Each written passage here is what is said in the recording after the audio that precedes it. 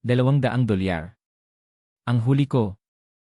Ibinigay ko ang mga ito sa isang tindero sa isang perya sa kalye alas 11 ng umaga noong Sabado, kapalit ng isang globong salamin na kasinlaki ng isang basketball, na sa loob ay nakapatong ang isang patay na lungsod. Bakit? Sa totoo lang, hindi ko alam. May kung anong pumigil sa akin. Hindi ang kahusayan sa paggawa, bagamat pambihira ang kahusayan sa paggawa, mga kalyeng manipis na parang sinulid, mga toreng hindi kasing tangkad ng kuko ko, isang daungan na may mga barkong nagyelo sa kalagitnaan ng paglalayag. Hindi ang presyo na napakababa para sa isang bagay na ganoon kakomplikado. Ang nagtitinda mismo ang dahilan. Matanda. Kalmado sa paraang parang kawalan ng isang bagay sa halip na ang presensya nito. Sabi niya, mag-ingat ka sa balanse. Sabi ko, anong balanse? Naglalakad na siya palayo. Binuhat ko ang globo pauwi gamit ang bus, nakayakap ang dalawang braso rito, at inilagay ito sa mesa sa kusina ko. Kasya naman ito ng husto, nakakaiba, kakaiba ang laki ng mesa ko. Nakatayo ako roon habang pinagmamasdan ito ng ilang minuto. Ang lungsod sa loob ay ganap na tahimik. Walang mga ilaw. Walang gumagalaw. Perpekto, maliit na arkitektura sa ilalim ng salamin, nakalutang sa isang mahinang amber na likido na hindi umaagos nang igalaw ko ang globo. Natulog ako ng alas 10. Hindi ako makatulog. Nakahiga ako at nakatitig sa kisam, iniisip ang salitang balance at kung ano ang ibig sabihin nito. Alas 2 ng madaling araw ay bumangon ako, pumunta sa kusina at itinaas ang simboryo. Puti ang ilaw. Pagkatapos, lahat. Pagsisinyan ng sistema. Isang boses, hindi eksaktong naririnig. Nauunawaan. Parang pagbabasa ng tekstong direktang lumalabas sa iyong isipan, naka-format, malamig at tumpak. Maligayang pagdating, bagong administrador. Pagtatalaga, yay pandaigdig, artful, revision 7. LA aktibong pangkapsyon, yay natuklasan, 5, balance counter, 47 paghahati 100. Kalagayan, critical. Kinakailangan ng aksyon, piliin Denzi pangkapsyon, essay pamamahala. Paalala, Denhi balance ilay patuloy ene maaabukal hanggang essay maaktiva Venhi lead protocol ng estabilisasyon. Kasalukuyang rate ng pagkaabukal, 1 kada 6 na oras. Sa ibaba niyan, isang mapa.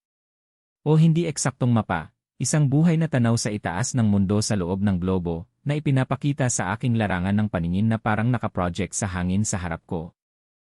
Nakikita ko ang kabuuan. Hilaga, timog, silangan, kanluran, mga teritoryo, mga hangganan, mga sonang may iba't ibang kulay. Isang daungan. Isang kagubatang napakakapal na tila matibay. Mga stepe na may mga pulang marka ng paggalaw. Leisyan sa timog. Mga guho sa silangan, walang label. Isang kulay abong singsing ng neutral na lupa na may pabilog na istruktura sa gitna. Sa ibaba ng mapa, lumitaw ang 5 baraha. Pili ng paksa.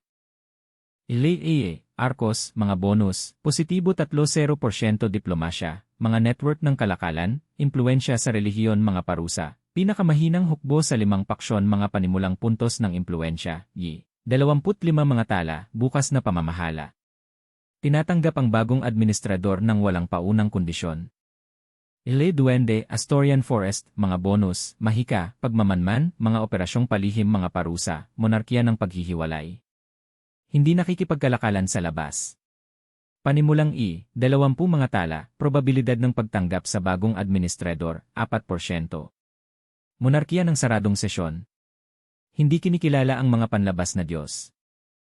Rasies, Garax Tepes, mga bonus, pinakamalakas na puwersang militar. Mga unit ng Berserker. Mga multiplier ng galit sa labanan. Mga parusa, 50% sa lahat ng diplomasya. Pagalit bilang default. Panimulang 15 mga tala, ang bagong Diyos ay tinatanggap lamang pagkatapos ng tagumpay sa Blood Arena. Ang iyong kasalukuyang rating sa arena, 0. Trolls, Mordred Bogs, mga bonus, napakahusay na kuta, bilis ng konstruksyon, katatagan sa depensa mga parusa, mabagal na paggalaw ng unit.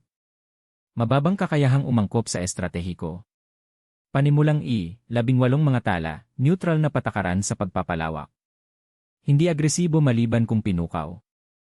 Elate guho dahil silangang, mga bonus, nakalock mga parusa, nakalock panimulanggi, mga tala, nangangailangan ng 300 isip para ma-unlock. Nasira ang data. Tinitigan ko ang mga duwende ng 10 segundo. Mahika pagmamanman, palihim. Iyan ang pipiliin mo kung ang iniisip mo ay kapangyarihan, hindi ba? Parang ang nanalong pangkat. Parang ang nanalong pangkat ang binabasa. Pagkatapos ay binasa ko ulit ang talababa.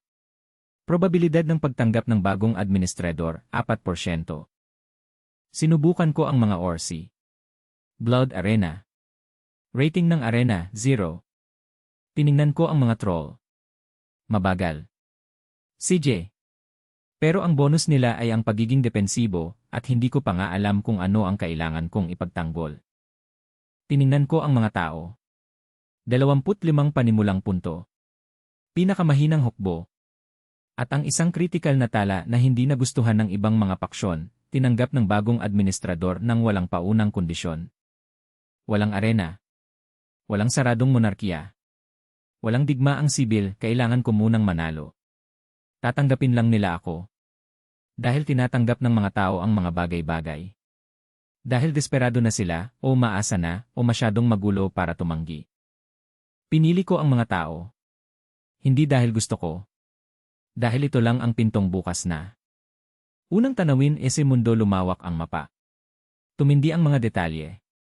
Naririnig ko, nang mahina, hindi eksaktong tunog, kundi ang impresyon nito, na ipinapadala sa pamamagitan ng interface, hangin, mga gulong ng kariton sa bato, ang alingawngaw ng martilyo mula sa kung saan sa isang distrito ng Panday.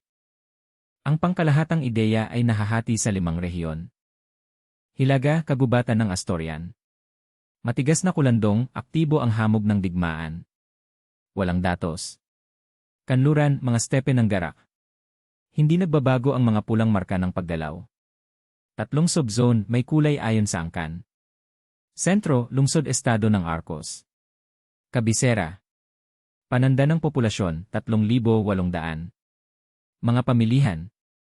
Templo. Garrison. Timog, Mordred Bogs. Mabagal na paglawak. Kuta na gawa sa bato ang isinasagawa sa hilagang hangganan.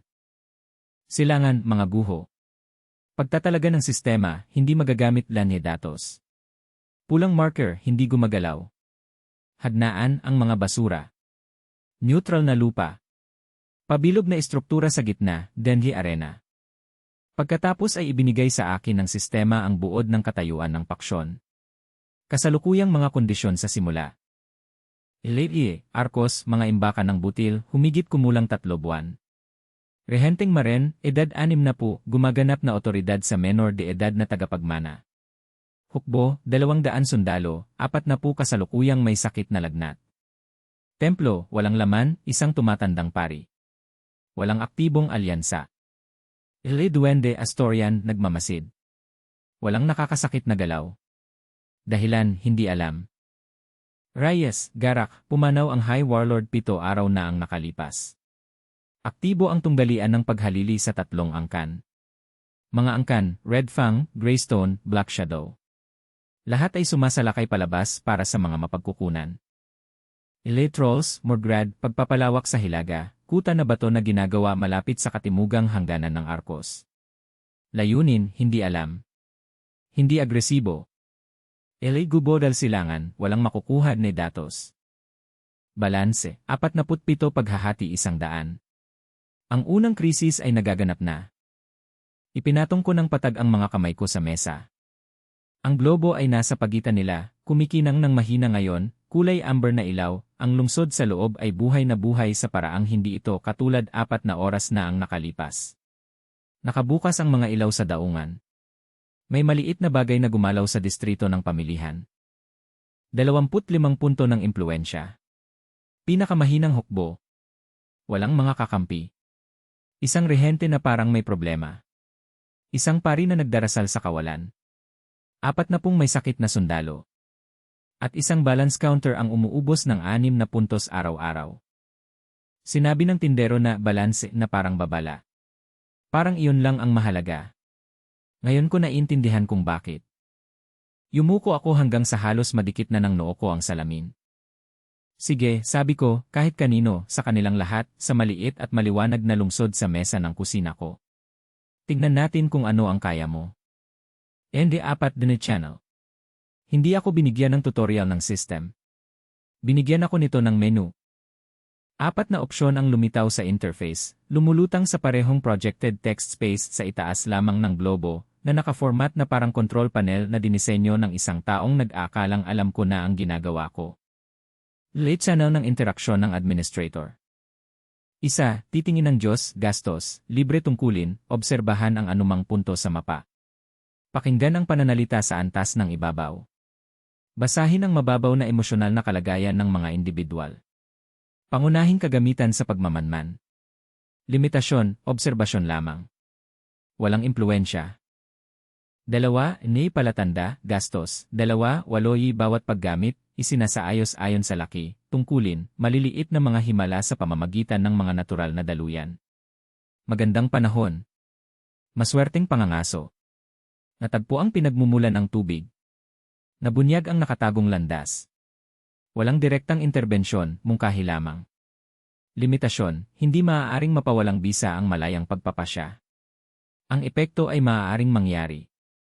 3, propeta, gastos, nangangailangan ng ahente na may rating na pananampalataya na 50 panandang pandagdag tungkulin, direktang paghahatid ng salita sa pamamagitan ng piling mortal.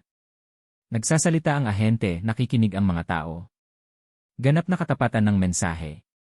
Limitasyon, dapat umiral ang ahente at maging handa. Nabubulok ang pananampalataya kung ang mga mensahe ay sumasalungat sa mga pinahahalagahan ng ahente. 4, arena, halaga, mga puntos ng pamumuno, CA. Minimum na 15 CA bawat entry. Tungkulin, maaaring pansamantalang isama ng administrator ang isang avatar ng kampiyon ng napiling paksyon. Lumaban, makipagnegosasyon, maghanap ng personal sa loob ng mundo. Babala, kung matalo ang avatar sa arena, mawawala ang administrator ng 30% ng kabuang naipon na li. Paalala, ito ang channel na may pinakamataas na gastos at pinakamataas na panganib. Gamitin ang may lubos na kamalayan sa mga kahihinatnan. Binasa ko ito ng 2 beses. Pagkatapos ay binasa ko ang entry na arena sa 3 beses. Teka, pwede ba akong pumasok dyan? Personal. Sa maliit na mundong ito na nasa mesa ko sa kusina. Hindi nagpaliwanag ang sistema. Sinabi lang nito, mayroon inay kasagisagan. Napagdesisyonan kong huwag nang pindutin pa ang buton na yon. Hindi ko alam kung ano ang pisikal na kahulugan ng embodiment, kung matutulala ba ako sa mesa, kung nandito ba o naroon ang katawan ko, kung ang doon ba ay may lugar sa paraang pagkakaintindi ko sa mga lugar. Walang ibinigay na impormasyon ang sistema tungkol sa mekanismo nito. Basta, available. CJ. Mamaya na. Mayroon akong 25 at isang lungsod na may 3 buwang ani ng butil. Nagsimula ako sa kung ano ang kaya ko. Titingin ng Diyos pagmamantala. Nagtuon ako ng pansin kay Arcos. Mahirap ilarawan ang sensasyon. Hindi tulad ng panonood ng video. Mas parang alaala, parang nasa isang lugar ka na dati at malinaw mong naaalala. Ang tekstura ng isang pader na bato, ang amoy ng bread oven, ang kakaibang kalidad ng liwanag sa hapon sa isang palengke. Wala ako roon. Pero lubos ko itong nadama. Ang lungsod ay may 4 na distrito. Ang daungan ay nasa timog silangang gilid, maliliit ngunit magagamit, karamihan ay mga bangkang pangisda, 2 sasakyang pangkalakal ang nakaangkla. Dumadaan ang distrito ng pamilihan sa gitna, aktibo, siksikan, mga mangangalakal na nagtatalo sa mga pwesto, mga batang tumatakbo sa pagitan ng mga kariton. Ang distrito ng templo sa Hilagang Kanluran, isang gusali, luma, bato, ang mga pinto nito ay nakabukas patungo sa isang bakanteng patio. Ang garrison ay nakaupo sa Hilagang Pader, isang parisukat na compound, kahoy na barracks, training yard, at mga kwadra. Nagsimula ako sa mga taong mahalaga sa akin. Regent Maren, edad 60. Nasa opisina niya siya sa 2 palapag ng Administrative Hall, isang makitid na silid na napakaraming mapa sa dingding at isang bintana na tinatanaw ang garrison. Nakaupo siya sa kanyang mesa, nakalapat ang 2 kamay sa isang dokumento, nakatitig dito nang hindi binabasa. Nanginginig ang kanyang mga kamay. Hindi dahil sa edad, ang natitirang bahagi ng kanyang katawan ay hindi gumagalaw. Ito ay tiyak, sinasadyang panginginig, ang uri ng panginginig na nalilikha ng katawan kapag ang isip ay nagtatrabaho ng husto sa isang bagay na ayaw nitong aminin. Nabasa ko ang kanyang panlabas na anyo, takot, kalkulasyon, hinanakit. Mas malalim, binigyan ako ng sistema ng mababaw na emosyonal na sulyap, hindi buong kaisipan, ang hugis lamang ng mga ito, natatakot siyang mawalan ng kontrol. Hindi sa mga orsi. Hindi sa kakulangan ng butil. Ng tagapagmana. Isang 12 taong gulang na batang lalaki sa isang silid sa dulo ng pasilyo, at takot na takot si Maren sa kanya habang lumalaki. Dahil ang isang malaking tagapagmana ay hindi nangangailangan ng isang rehente. Itinago ko na yon at nagpatuloy. Pari, edad 70. Nasa templo siya. Nag-isa, gaya ng hinala ko, walang tao sa looban. Lumuhod siya sa ibabaw ng batong yari sa hubad na bato sa harap ng isang altar na naglalaman ng isang kandilang hindi nakasindi at isang mangkok na luwad na may tubig na matagal nang nakalagay doon para maipon ang alikabok sa gilid. Nagdarasal siya. 40 taon na siyang nananalangin sa wala. Kinumpirma ito ng sistema, walang dating administrador, walang banal na hudyat, walang anumang tugon. Bumaba sa 12 paghahati 100 ang rating ng pananampalataya sa templo. Nag-iwan ng mga handog ang mga tao dahil sa nakagawian, hindi dahil sa paniniwala. Pero narito pa rin si Edo. Nakaluhod pa rin. Nakikipag-usap pa rin sa isang bakanteng silid. Napansin ko ang rating niya sa pananampalataya, 61 paghahati 100. Personal. Matigas ang ulo. Lubos na walang koneksyon sa numero ng institusyon. Nakakatuwa yon. Distrito ng pamilihan, pangkalahatan. Nagrereklamo ang mga mangangalakal. Hindi eksakto sa isa't isa, sa hangin, ang paraan ng pagrereklamo ng mga tao kapag matagal na silang nagrereklamo na hindi na kailangan ng tagapakinig. Hindi ligtas ang mga kalsadang pangkanluran para sa supply. Ang mga grupo ng mga orsi na sumalakay, hindi mga hukbo, mga banda lamang, 30 hanggang 50 mandirigma mula sa angkan ng Red Fang, ay nakarating sa 3 konvoy ng nayon sa nakalipas na 2 linggo. Mga pinatuyong kalakal, mga alagang hayop at isang kariton na puno ng bakal. Maliit na pagkalugi ng paisa-isa. Sa kabuuan, nagsisimula na silang kumagat. Iyon ni Garrison. 200 sundalo. 4 na po ang nasa kwartel ng medisina, may lagnat, 11 araw nang hindi nakakaraos, 2 na ang namatay. Ang natitirang 106 na po ay sa tantya ay handa na sa pakikipaglaban, na nangangahulugang sila ay malusog, hindi sa sila ay handa. Ang commander ng garrison ay isang mahusay na lalaking nagngangalang Breath na alam kung gaano kaliit ang kanyang bilang at maingat na hindi niya ito sinasabi sa sinumang nakatataas sa kanya. Nagpatawag si Maren ng command meeting para bukas ng umaga. Sinuri ko ang malamang na agenda ng pulong gamit ang predictive model ng system, isang feature na hindi ko napansin noon, isang maliit na tab na may nakasulat na probability forecast. Regent Maren, 87% na posibilidad na magmungkahi ng isang pamparusang ekspedisyong militar sa mga nayon sa kanluran laban sa mga sumalakay na grupo ni Red Fang. Napatitig ako roon ng ilang sandali. 160 magagaling na sundalo. Laban sa isang puwersang mananalakay na Red Fang na, nang pinagsama-sama, ay umabot sa mahigit 500. Sa larangan, sa labas ng mga pader ng lungsod, na may mahinang supply chain at walang suporta ng mga kaalyado. Sinuri kong muli ang panlabas na emosyonal na kalagayan ni Maren gamit ang titig ng Diyos. At ayun nga. Sa ilalim ng takot at kalkulasyon, ginhawa. Paunang emtibo, tahimik na ginhawa, yung tipong nararamdaman ng isang lalaki kapag nakapagdesisyon na siya at naghihintay na lang sa sandaling ipahayag ito. Gusto niyang umalis ang hukbo. Hindi para manalo. Para umalis.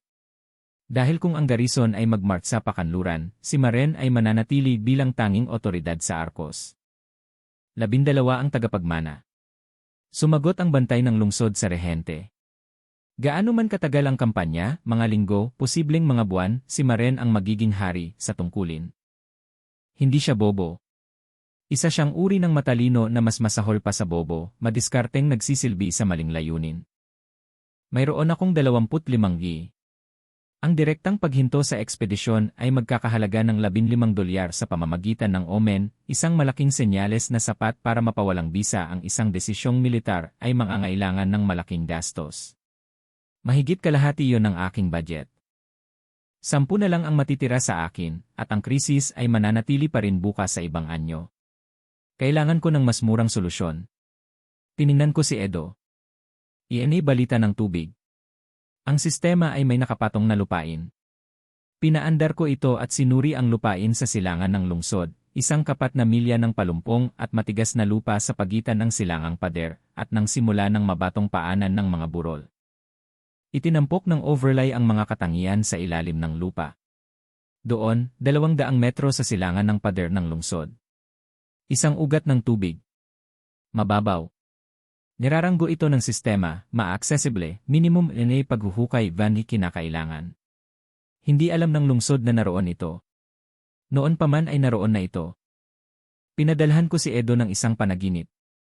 Halaga, 4,000. Hindi ito madrama. Hindi ako binigyan ng sistema ng kakayahang magtanghal ng isang banal na sinehan, walang mga ulap na pamamaalam, walang mga dumadagundong na pangitain. Ganito ang naging resulta ng isang omen sa ganitong presyo. Pumili ako ng tatanggap, pumili ako ng totoong bagay na iparating, at itinutok ito ng sistema sa kanilang natutulog na isipan bilang intuition. Hindi bilang tagubilin. Pakiramdam. Ang pakiramdam ng pag-alam sa isang bagay nang hindi mo alam kung paano mo ito nalaman. Nagising si Edo bago magbukang liwayway na may putik sa kanyang isipan. Ang tiyak na pakiramdam ng tuyong lupa na pinapalitan ng basa. Direksyon, silangan ng pader. Layo, malapit.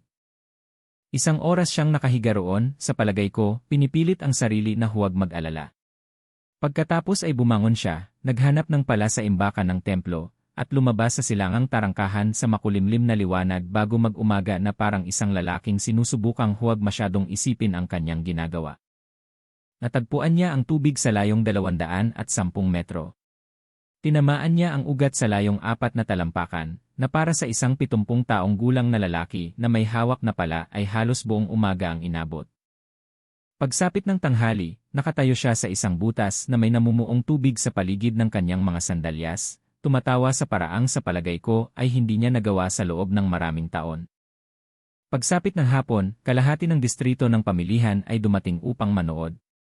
Pagsapit ng gabi, ang patio ng templo ay may mga tao sa unang pagkakataon sa loob ng isang dekada. Erne Propeta. Ang rating ng pananampalataya para sa Arcos ay nagbago, 1231 paghahati 100 sa loob ng 18 oras. Napanood ko itong gumalaw ng real-time, isang maliit na counter sa sulok ng interface ang tumataas habang pinoproseso ng lungsod ang nangyari. Ang abiso ng sistema, naabot din ang threshold ng ahente. Rating ng pananampalataya, 73 paghahati 100. Prophet Channel ngayon ay maaari nang magamit sa pamamagitan ng ahenteng Libre din di unang paggamit. Ginamit ko agad ito. Hindi para sa isang talumpati. Hindi para sa teolohiya. Nagpadala ako kay Edo ng isang imahe, malinaw at simple, habang siya ay nakaupong mag-isa sa bagong siksikang templo ng gabing iyon, ang mukha ni Maren. At sa tabi nito, mga sundalong nagmamart sa pakanluran. At isang kalsada na nagtatapos sa pula. Hindi isang taong politiko si Edo. Hindi siya nag-iisip batay sa kapangyarihan o estratehiya. Ngunit naunawaan niya, ito ay mahalaga, ito ay totoo, at ito ay akin upang dalhin. Kinabukasan ng umaga, bago ang command meeting ni Maren, dumating si Edo sa administrative hall at humiling na magsalita. Si Maren, na nagulat at bahagyang natakot sa biglaang paggalang ng publiko sa paligid ng pari, ay pinapasok siya. Inihayag ito ni Edo bilang propesya. Tahimik, tiyak, walang dula-dulaan, ang hukbong aalis ay hindi babalik ng buo. Kailangan ng lungsod ang mga sundalo nito. Nagsalita na ang Diyos ng lugar na ito. Naniwala siya sa bawat salita. Iyan ang punto. Mapamahiin si Maren sa partikular na paraan na ang mga taong mapagkalkula ay mapamahiin ng palihim, matindi, ayaw umamin. Ipinagpaliban niya ang ekspedisyon. Opisyal na, hinihintay ang karagdagang pagtatasa ng sitwasyon ng militar. Sa totoo lang, dahil tiningnan siya sa mata ng isang matandang pari at sinabing hindi na babalik ang hukbo at muling nanginig ang mga kamay ni Maren. Unang linggo, resulta. Iina na gastos, 4, tanda ng tubig, panandang pandagdag 0, propeta, libreng unang gamit, katumbas equals kabuang 4. Na nadagdag, positibo 1-2 mula sa pagtaas ng pananampalataya ng lungsod sa loob ng 7 araw.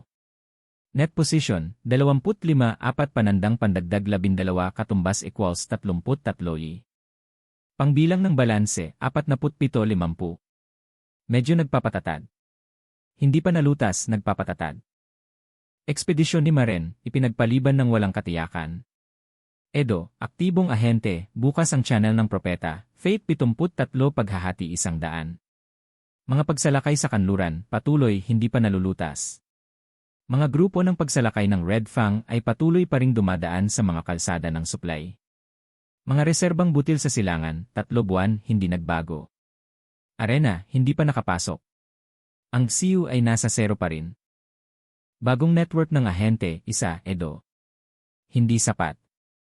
Nagpakita ang sistema ng bagong abiso sa pagtatapos ng unang linggo, Arena, inaanunsyo Dundee Open Tournament. Elite kalaking paksa, Raya, lahat ng 3 angkan, Troll. LA, hindi inibida. Susunod din ay nakatakdang kaganapan, 14 na araw ng laro. Tiningnan ko iyon ng matagal. Hindi ako inimbitahan.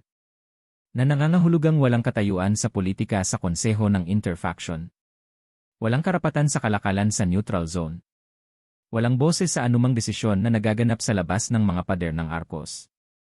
Ang arena ay hindi lamang isang labanan, nagsisimula ko nang maunawaan iyon. Ito ang espasyo kung saan napagpapasyahan ang lahat ng mahalaga. At wala ang mga tao sa silid. Kailangan kong simulan ang pagtatayo patungo sa arena. Pero una, kailangan ko ng higit sa isang matandang pari. Si Edo mismo ang nakahanap sa kanila kadalasan. Ganoon ang nangyayari sa mga tunay na mananampalataya, hindi sila naghihintay ng mga tagubilin. Tumingin sila sa mga taong pinakamalapit sa kanila at nagsimulang mag-usap. Ang una ay isang batang babae na nagngangalang Lina. 17, anak ng isang mangangalakal ng tela na ang pwesto ay 3 hanay ang layo mula sa pintuan ng templo. Kasama siya sa karamihan noong araw na kumuha ng tubig ang Edo mula sa silangang lupa, at hindi tulad ng karamihan na pinroseso ang pangyayari sa pamamagitan ng balangkas ng himala at nagpatuloy, siya mismo ay naglakad ng 200 metro. Yumuko sa gilid ng hukay at pinag-aralan ang hugis ng lupa. Nang matagpuan siya ni Edo roon kinabukasan, tinanong niya ito kung paano niya nalaman kung saan eksaktong maghuhukay. Sinabi niya sa kanya na ipinakita sa kanya ng Diyos sa isang panaginip. Tinanong niya kung ano ang hitsura ng panaginip. Inilarawan ito ng lalaki. Dahan-dahan siyang tumango, katulad ng pagtango ng isang tao kapag nagpapasya kung ang isang bagay ay kapanipaniwala sa halip na kung ito ay komportable. Nagsimula siyang pumunta sa templo. Pinagmasdan ko siya gamit ang titig ng Diyos sa loob ng 4 na araw bago ko siya nabasa. May pag-aalinlangan, tunay, hindi palabas lamang. Naniniwala siya kay Edo dahil nakagawa si Edo ng resulta na kaya niyang patunayan gamit ang sarili niyang mga kamay. Hindi siya kumbinsido sa akin. Handa siyang gamitin ang pansamantalang tiwala na sa praktikal na paraan ay mas kapaki-pakinabang kaysa sa pananampalataya. Ang pananampalataya ay maaaring maantig ng kontradiksyon. Kaka-update lang ng pansamantalang tiwala. Ang koneksyon sa kalakalan ng kanyang ama ay umabot sa timog sa pamamagitan ng mga hangganan ng mga troll at pasilangan patungo sa mga pamayanan ng pagmimina. Alam niya ang mga presyo, mga ruta, kung aling mga kalsada ang naaanod tuwing tagsibol, kung aling mga commander ng garrison ang tumatanggap ng maliliit na regalo, at kung alin ang nagtatala ng bawat transaksyon. Sa madaling salita, siya mismo ang kailangan ko at hindi niya alam na pinapanood ko siya. Ang pangalawa ay pinanatili ko ang pangalan ayon sa sistema ng pagkasalin nito, bagamat ang bigkas ay mas malapit sa isang maikling ungol kaysa sa anumang melodiko. Dating sundalong garrison, na pinalaya 8 buwan na ang nakalilipas matapos ang isang pinsala sa pagsasanay na nag-iwan sa kanya ng balikat na gumagana ng 70%. Siya ay 32, matipuno, na may partikular na uri ng galit na nabubuo sa mga lalaking napakahusay sa kanilang tungkulin at pagkatapos ay inalis ang kanilang tungkulin. Pumasok siya sa templo kinaumagahan pagkatapos matuklasan ang tubig at tumayo sa likuran ng matagal nang hindi lumuluhod, hindi nagsasalita, hindi gumagawa ng anumang nakagawian ng isang tao sa templo. Pagkatapos ay lumabas siya. Bumalik siya kinabukasan. At kinabukasan. Sa ika-4 na araw, tinanong siya ni Edo kung ano ang hinahanap niya. Sabi ni Ron, isang bagay na karapat-dapat dito. Isinama siya ni Edo sa bilog. Ang pangatlo ay si Mika. 12 taong gulang, anak ng isang mananahi sa distrito ng Daungan. Siya ang komplikasyon na hindi ko plinano at hindi ko sana maidisenyo ng mas maganda kung susubukan ko. Minarkahan siya ng sistema ng isang notasyon na hindi ko pa nakita sa ibang individual sa Arcos. Sensitivity rating, 74 paghahati 100. Direct channel candidate. Hindi ko lubos na naintindihan ang ibig sabihin noon hanggang sa unang beses na sinubukan kong magpadala ng impresyon kay Mika, hindi isang panaginip, hindi isang buong omen, isang direksyon lamang na pagtulak tulad ng ginawa ko kay Edo at sa tubig.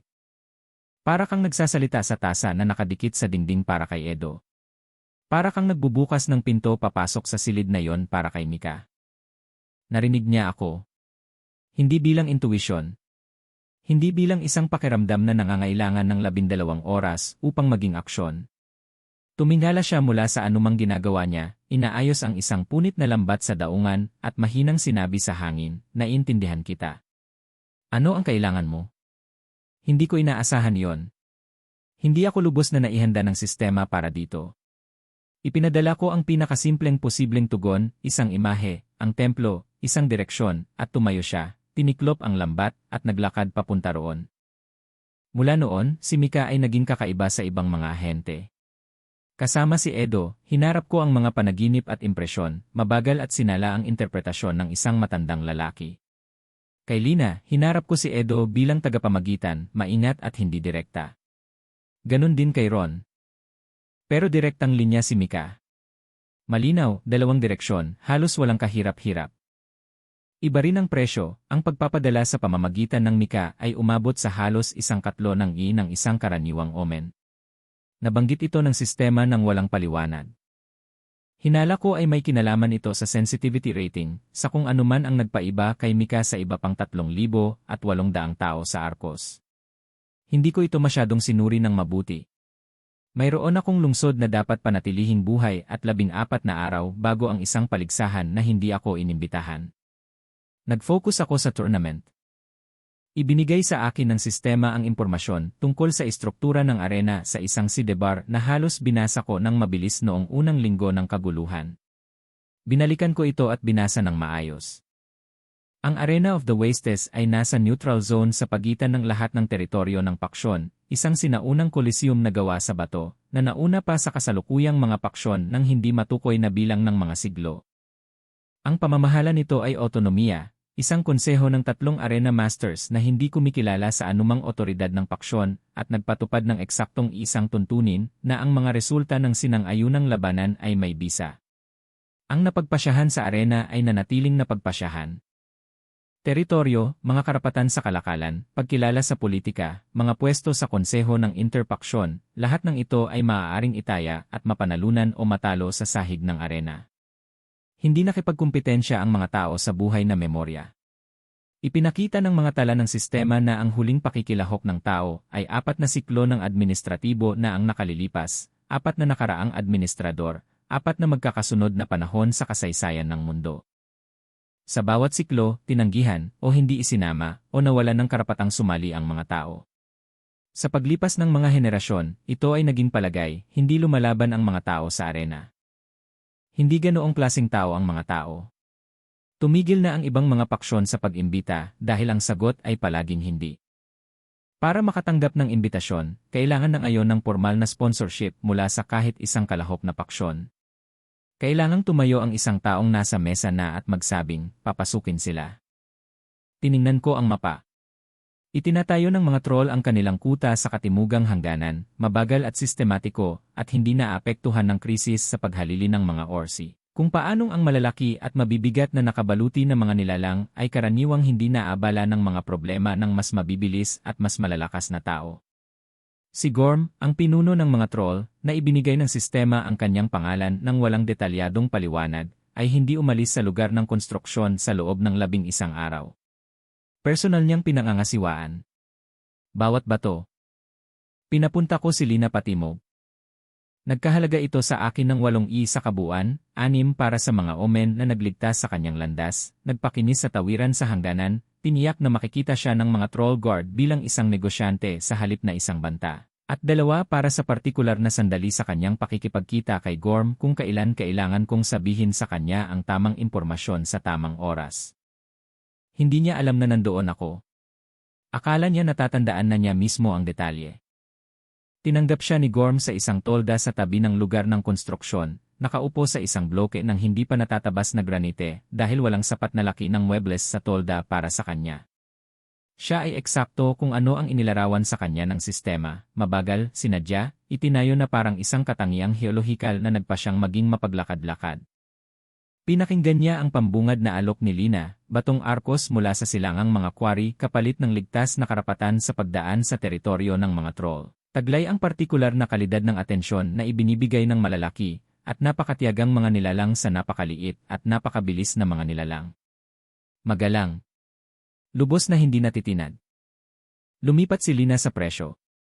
Nanatiling hindi natinag si Gorm. Nag-alok siya ng eksklusibong serbisyo sa mga quarry output sa silangang bahagi. Tama ang sinabi ni Gorm na may sariling bato ang mga troll. Naubusan na siya ng mga anggulo. Ramdam ko ang paghina ng loob niya, magaling naman siya, pero 17 na siya at ito ang pinakamalaking taong nakaharap niya sa negosasyon. Gumastos ako ng isang at ibinigay sa kanya ang Red Fang. Hindi dramatiko. Impormasyon lamang na idiniin sa kanyang kamalayan bilang isang katotohanan na bigla niyang natiyak, ang mga ruta ng pagsalakay ng angkan ng Red Fang ay patungo sa kanluran sa hangganan ng Arcos. At ang pinakakanlurang arko ng mga rutang iyon ay dumadaan sa loob ng 9 na milya mula sa pamayanan ng mga troll sa hilagang gilid ng Morgrad. Sinabi niya ito ng malakas, ang pasilyo ng pagsalakay ni Red Fang ay nasa loob ng 9 na milya mula sa inyong hilagang pamayanan at pinagmasdan ang mukha ni Gorm. Natahimik ng husto ang pinuno ng troll. Ang tiyak na katahimikan ng isang malaking nilalang nakakaisip lang muli ng isang bagay. Alam na niya ang tungkol sa pulang pangil. Hindi niya alam noon ang kalapitan ng koridor. Naagaw ng digmaan ng paghalili ang atensyon ng lahat sa panloob na tunggalian ng mga angkan, walang sinuman ang nakapagmapa ng panlabas na pagkakaiba-iba ng mga padron ng pagsalakay. Walang sinuman maliban sa akin, dahil tanaw ko ang buong mapa mula sa itaas, at sa lahat ng oras sa mundo ay napanood ko ang paglipat ng mga pulang marker ng paggalaw sa iba't ibang lupain. Natapos ang kasunduan sa loob ng 20 minuto. Ang impormasyon tungkol sa Arcostone at ang mga ruta ng pagsalakay na ina-update linggo-linggo, kapalit ng mga karapatan sa transit at isang karagdagang bagay na mismong pinag-usapan ni Lina na hindi pa naipaalam sa kanya at ikinagulat ko. Ang salita ni Gorm na formal na ibinigay at sa harap ng kanyang mga foreman sa konstruksyon na ang mga troll ay magsasalita para sa pakikilahok ng tao sa susunod na pagtitipon sa arena. Naglakad siya pabalik sa Arcos nang dapit hapon dala ang mga karapatan sa pagbiyahe, isang kasunduan sa pagbabahagi ng impormasyon, at isang sponsorship sa arena. Nabanggit ko sa aking internal accounting, 8 ang nagastos. Naitatag ang alyansa ng mga troll. Pag-access sa arena, ipinagkaloob. Hinayaan ko ang sarili kong maging masaya tungkol dito ng halos 4 na minuto. Pagkatapos ay nag-post ang system ng susunod na notification. Arena, menor na ilabanan le nakaskudula, 3 araw. Format, individual na ilabanan, bukas na paglalakbay. Taya, kagumantay, puntos ng ranking. Halaga ng puntos ng command para dahil sagot ng administrator, 15 si. Paalala, iiway isang hindi opisyal na labanan. Walang political na taya. Paalala, inri parusa ng pagkatalo. 30% li ay pagkatalo ay avatar. Mayroon akong 15 si. Eksaktong 15. Nag-activate si Edo ng isang ritual ng panalangin militar sa garrison 3 araw bago iyon, karaniwang pagbabasbas, bago ang pagsasanay ng armas, templo na ang kasangkot ngayon. Nagsimula nang dumalo ang garrison sa mga serbisyo, dahil naroon si Ron at may kredibilidad si Ron sa mga mandirigma sa paraang hindi ginagawa ni Edo lamang. Naipon na ang si mula sa ritual. 15 eksakto nakaupo roon. Kaya kong gamitin lahat yan. Pasok sa minor bout. Mawawala ang kalahati ng AC ko kapag bumagsak ang avatar. O kaya naman ay maaari akong maghintay para sa pangunahing torneo sa loob ng 11 araw at pumasok na may mas maraming mapagkukunan, mas maraming paghahanda, at mas malinis na estratehikong pananaw. Naisip ko ang sinabi ni Lina na sinabi sa kanya ni Gorm, nang hindi na isa publiko, habang pinatapos nila ang mga termino, ang iba pang mga pinuno ng paksyon ay dadalo sa major tournament. Lahat sila. Ang mga pinuno ng Orsi clan, ang delegasyon ng mga troll, ang mga duwende kung gusto nilang dumalo. Ito ang unang kaganapan simula nang mamatay ang High Warlord na sapat ang kahalagahan para maakit ang lahat sa isang lugar. Napakahalaga noon para pag-usapan ng walang dahilan. Kailangan ko munang maintindihan ang arena.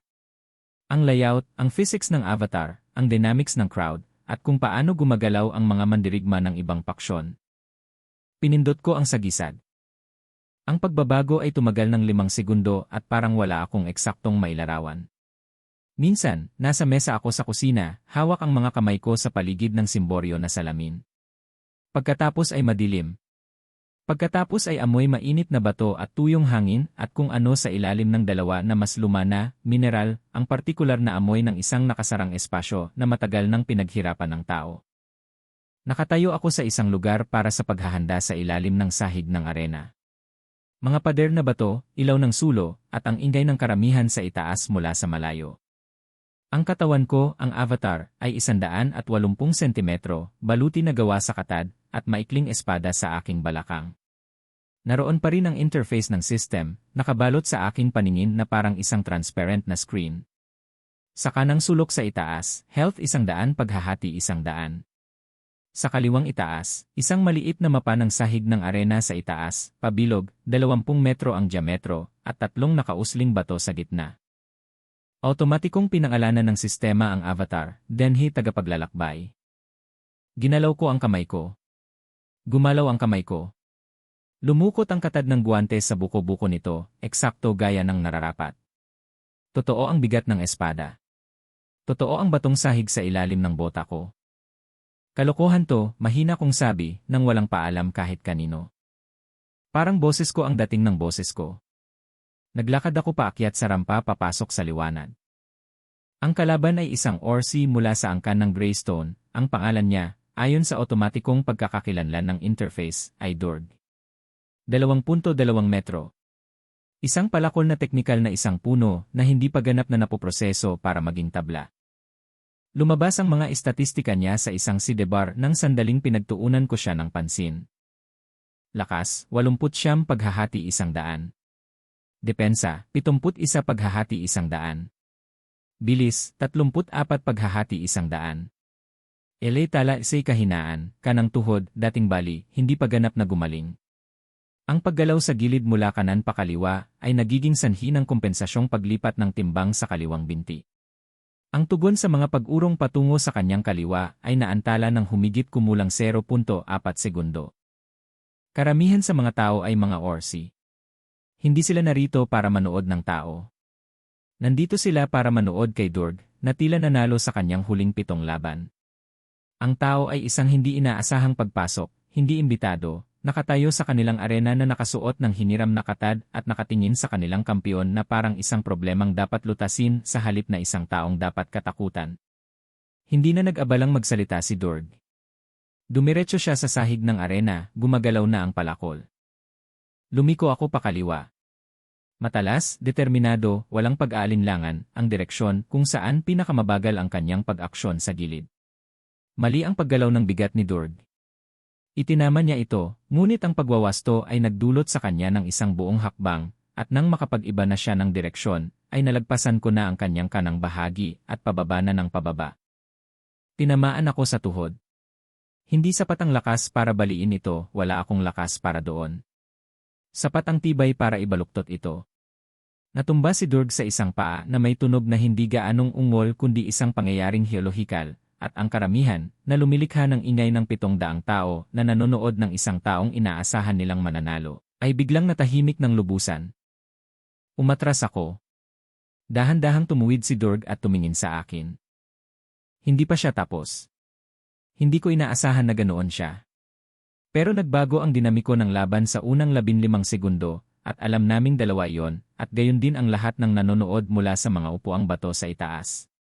Bumalik siya ulit, mas mabagal, mas maingat. Nabasa ko ang padron, bigat sa kaliwa, ang palakol ay nakaanggulo para pilitin akong pakanan, patungo sa dingding. Nag-aayos na siya. Mabuti. Gumalaw ako pakanan, hinayaan siyang isipin na gumagana ang dingding, pagkatapos ay gumapang pabalik sa kaliwa sa kanyang harapan, sumobra siya sa anggulo, ang kaliwang bahagi ay nakalantad ng isang hakbang. Tinamaan ko siya sa tadyang. Tinamaan niya ako sa braso gamit ang siko niya, hindi ang palakol, na parehong aksidente at senyales kung gaano na ako kalapit. Sakit, totoo, tiyak, umaabot hanggang balikat. Kalusugan, 84 paghahati 100. Natisod si Jorg. Muling lumuhod ang isang tuhod. Sa pagkakataong ito, hindi siya agad tumayo. Tinawagan ito ng Arena Master. Nanatili ang katahimikan ng 3 segundo pa. Pagkatapos, ang grupo ng mga tao mula sa Greystone ay nagsimulang gumawa ng isang tunog na hindi palakpakan. Ang grupo ng mga Arcos, sina Lina at Ron at 2 sa mga sundalong nasa garrison na sumunod dahil sa kuryosidad, ay gumawa ng isang tunog na teknikal na. Naglakad ako pabalik sa preparation area sa ibaba at sandaling tumayo sa liwanag ng sulo, humihinga. Kinumpirma ng interface na, kumpleto rin ni laban. Resulta, panalo. CU ni nakuha, 20. Ranking SA Arena, na itatag. Napansin ko ang mahalaga, nakakita sila ng galaw ng tao sa paraang hindi dapat gumalaw. Hindi dahil mas malakas ako. Dahil nababasa ko ang impormasyong hindi nila nakikita. Ang pangunahing paligsahan ay gaganapin sa loob ng 11 araw. Sapat na ang oras na yon. Hindi malulutas ng kusa ang problema sa butil. Parang oras na ang 3 buwan ng reserba. Hindi naman.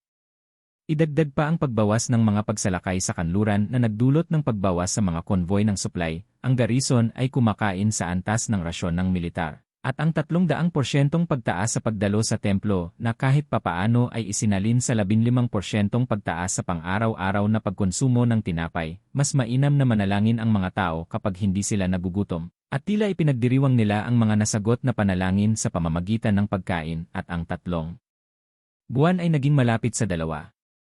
Marahil ay mas kaunti pa. Ginugol ko ang halos buong gabi sa pag-ikot ng God's Gaze sa mapa, naghahanap ng mga opsyon. 3 ang namarkahan ng sistema noong una kong sinuri ang teritoryo, isang ilog sa ilalim ng lupa sa ilalim ng silangang disyerto, na mapupuntahan ngunit magastos sa halagang 50 AC para ma-activate. Isang ruta ng kalakalan patimog sa teritoryo ng mga troll, na maaari nang magamit ngayon dahil nakuha na ni Lina ang mga karapatan sa transportasyon at ang mga kanlurang sakahan, na siyang natural na solusyon at ang kasalukuyang kinakain ng buhay ng mga mananalakay na grupo ng Red Fang. Hindi posible ang 50 EE para sa underground river. Mayroon akong 41.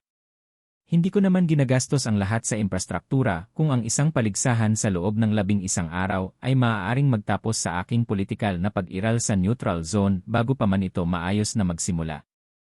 Ang mga lupang sakahan sa kanluran ay kinailangang lutasin muna ang problema ng Red Fang, na nangailangan ng paglutas sa krisis ng paghalili ng mga Orsi, na siyang uri ng multi-step chain na abutin ng ilang linggo na hindi ko nararanasan.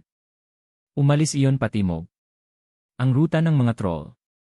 Nagawa na ni Lina ang mahirap na bahagi. Pinabalik ko siya. Diretso lang ang lohika, ang Arcos ay gumagawa ng tela at gumagawa ng metal. Ang mga operasyon ng pangingisda sa daungan ay nakabuo ng mga pangalawang kalakal na hindi na pinag-abalahan ng mga troll, pinatuyong isda at asin, mga bagay na madaling ibiyahe. Ang mga pamayanan ng mga troll sa mga lesyan sa timog ay nagbubunga ng mga butil mula sa mga pinamamahalaang bukirin ng basang lupa na kanilang binubungkal sa loob ng 3 henerasyon, at mga isda mula sa mga daluyan ng lesyan. At isang gulay na ugat na isinalin ng sistema bilang isang bagay na halos katumbas ng isang singkamas na tila tumubo ng malaki na itinuturing ng mga troll na isang nakakainis na produkto ng kanilang mga proyekto sa konstruksyon. Walang may gusto ng singkamas. Masyadong marami ang mga troll. Kukunin ni Arcos ang mga singkamas. Ibinigay ko kay Lina ang pangkalahatang ideya sa pamamagitan ni Edo, hinayaan ko siyang bumuo ng mga partikular na termino, mas magaling siya sa pagpepresyo kaysa sa akin, na parehong totoo at bunga ng katotohanang hindi ko pa talaga napag-uusapan ang presyo ng singkamas, at pinanood sa pamamagitan ng Diyos na nakatitig habang ginagawa niya ang pangalawang paglalakbay patimog sa loob ng isang linggo. Sa pagkakataong ito kasama ang dalawa sa mga kasamahan sa pangangalakal ng kanyang ama at isang nakasulat na imbentaryo ng produksyon ng daungan ng Arcos mula sa huling quarter. Tinanggap siya ni Gorm ng walang seremonya at walang pagsubok sa pasensya gaya ng unang pagkikita. Ibinigay niya sa kanya ang tumpak na impormasyon tungkol sa pasilyo ng Red Fang. May halaga yon. Sa accounting ng mga troll, ang isang taong nakapagbigay sa iyo ng wastong impormasyon noon ay isang taong pinakinggan mo muli. Ang negosasyon ay tumagal ng 4 na oras. Gumugol ako ng 3 yi sa iisang omen na nasa tamang panahon, magandang panahon. Isang mahinang hangin mula sa timog na itinulak ko ng 3 degree para dalhin ang amoy ng mga bukirin ng Leishan patungo sa tolda ng pagpupulong noong sandaling natigil ang mga numero, at pinanood si Lina na tapusin ang transaksyon ng walang karagdagang tulong. Ang unang konvoy ay lilipat sa loob ng 6 na araw. Butil, pinatuyong isda at singkamas. Magpapadala si Arcos ng tela, metal, at asin bilang kapalit. 8 buwang reserbang butil pagdating nito. Mula 2 hanggang 8 sa isang kasunduan sa kalakalan. Nagdagdag ako ng 12 i mula sa pagtaas ng pananampalataya ng lungsod, ang lingguhang akumulasyon mula sa kasalukuyang nakatayong kongregasyon ng Edo, at kinuwenta ang gastos ng omen laban dito. 62. Umakyat na ako pabalik. Hindi komportable pero hindi na delikado. Gumalaw ang balance counter, 64 paghahati 100. Na-record ko yon, pinigilan ko sandali. 64.